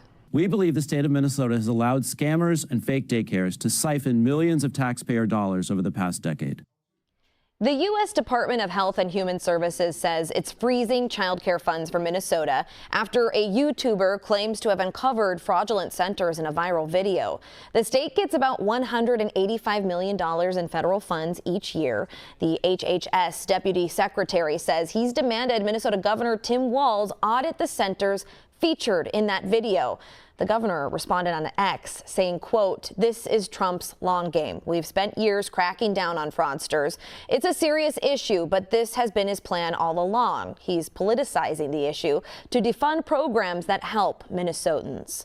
And new today, we're hearing from a Minneapolis daycare center after it says vandals damaged facilities early Monday morning. Frankie McLister joins us now. And Frankie, what can you tell us? Yeah, Barrett, the break-in happened early Monday morning between 3 and 6 a.m. The daycare behind me says they haven't committed fraud, and they've been in operation since 2016. We're going to show you some video right now of what they say vandals did. Now, this is where they say the vandals got into the daycare through cinder block and appeared to be unsuccessful when trying many other ways. The daycare says it appears the vandals first tried to saw into the door of the Family Dollar next door in the shopping center, but that didn't work. The manager claims those who broke in went straight to the office, stealing information of the many children who were taken care of here. We are not a part of any harmful things that are being said. We have no problem with CCAP, and our licensing has been good, even the inspections. I want to say no intimidation is going to stop us. We checked out their profile on the Minnesota Department of Human Services website. It does show that they haven't committed any fraud. There are minor violations, and that is public information that shows they remain in good standing. Barrett? Okay, a story we'll continue to follow. Thank you, Frankie. Also new today. Like, what are they? A Somali scammers liar, Somali scammers liar, a Somali broke in. Is there any point where someone will go, okay, maybe there isn't a scam on this one? Or is every new instance going to be another addition to the conspiracy? Because I feel like once you've decided that it's like all a grand conspiracy, no amount of information that counters your point of view is ever going to be enough. You're just going to automatically assume like, no, like even if they're children, they brought those children in. Even if there are children there that you can literally see in like the security footage, oh, well, they just, real sweet that they brought those children in now. Yesterday, there was no children. Well, you didn't actually see the children. They were there. They just wouldn't let you in because it's a fucking daycare. Then you go, oh, well, they just brought the children in for the day. I guess it was lucky. Stealing the children's documents isn't enough. Also, like, what, you think there is no other way of investigating this place now that the paperwork is gone? There's no other way of figuring out if there's children there? There is one way. That's when they do a random fucking, a random unscheduled licensing review check, which if you were paying attention to the news broadcaster, they said this place passed with some minor infractions. I work at a daycare. The government is in and out of it all the time, and we're one of the places that passes the test. Yeah, exactly. Notice how Kaya isn't there anymore? You're joking, right? That's a joke, right? She just got up. You have no object permanence, right? Like, is that what's going on? You were just incapable of object permanence? What is happening? You are a manipulator? Brother, unlucky for you. I think a lot of things confuse you, I suspect. If you subscribe to the Piker Broadcasting Service, you will be able to rewind and see moments prior to you coming into the broadcast, Kaya was laying right there. That's right. The Piker Broadcasting Service is sponsored by you, the viewers, for you, the viewers. Your subscriptions in the form of a $6 a month subscription or a free one in the form of a Twitch Prime allow me to maintain my editorial independence. It's kind of funny, though, because it's like, he did do this kind of like when whenever I stop covering a subject and then people will come in and be like, oh, did you talk about this thing? Like right as I'm done covering it. And that's kind of what happened here with the Kaya thing. All this time, and I still don't understand. Is it bad if Kaya's on screen or off screen? Like, what does it all signify? Can they keep track of it? I don't know. Especially considering the thousands of hours of Kaya being on and off screen for like the last 2 years. They just didn't, they didn't seem to care about it because they have no object permanence. Remember, there is no object permanence. If Kaya's off screen, it's abuse. If Kaya's on screen, it's abuse. I worked in state licensing for the payments that are specific for kids getting state funds for daycare. The kids are all well documented individually and their families. Their daycares aren't just saying, we got 100 kids, money please government. Yeah, that's the other side of the story. If there's one thing the federal government or state governments don't like doing, it's dishing out fucking cash for no reason. In order for these daycares to get any sort of state subsidies, they not only have to have access to the parents, to the names of the children, but their parents, and not only their parents, but their parents' income status. Okay? Because they don't want to give money to wealthy parents that are sending their children to the daycare. So they have to justify that they need this financial assistance. So simply breaking into this place and stealing the documentation is not going to allow them to continue this fraudulent conspiracy because the government already has access to that fucking information. And there are also different means of procuring that information regardless of the paperwork that existed in the place. It sounds more to me like a random dumbass that went in to try and cross-reference this data somehow in their minds to uncover the fraud investigation. The ringleader of the Feeding Our Future scheme is being ordered to pay up for the crime. Amy Bach, the founder of Feeding Our Future. It is also pretty funny that these guys are the ones who are like, Somalis are low IQ, but they're also, I guess, like smart enough to concoct this massive grand conspiracy. But what does this say about your IQ that you're falling for this dumb fucking bullshit? And I guess that's part of the process, isn't it? Maybe you feel a little insecure about your low IQ, so you just have to fantasize about how all Somalis are inferior scammers. Was found guilty of taking tens of millions of dollars meant to feed hungry children during the pandemic. Goddamn. Just yesterday, a judge ordered Bach to forfeit $5.2 million. Now, updates to the fraud. Yeah, the woman on screen is not Here's Somali. the power of what social media does today. 23 years old. You go and find out for yourself. You're not waiting on ABC, CNN, CBS, any of these guys. You go ask questions. After asking questions yesterday, I believe was it HHS, Rob, that came out yesterday? If I'm not mistaken, they came out yesterday and they stopped $185 million of funding to Minneapolis. Yeah, big W's all around, dude. Big W's all around. Also, it's pretty funny that this guy is talking about fraud. I mean, his entire operation, his entire business is comprised around conducting a multi-level marketing operation. So, because of the video you posted. So watch this, folks. This is a byproduct of what Nick Shirley did on December 26th. Go ahead, Rob. Hello, I'm HHS Deputy Secretary Jim O'Neill. I'm here with Assistant Secretary Alex Adams.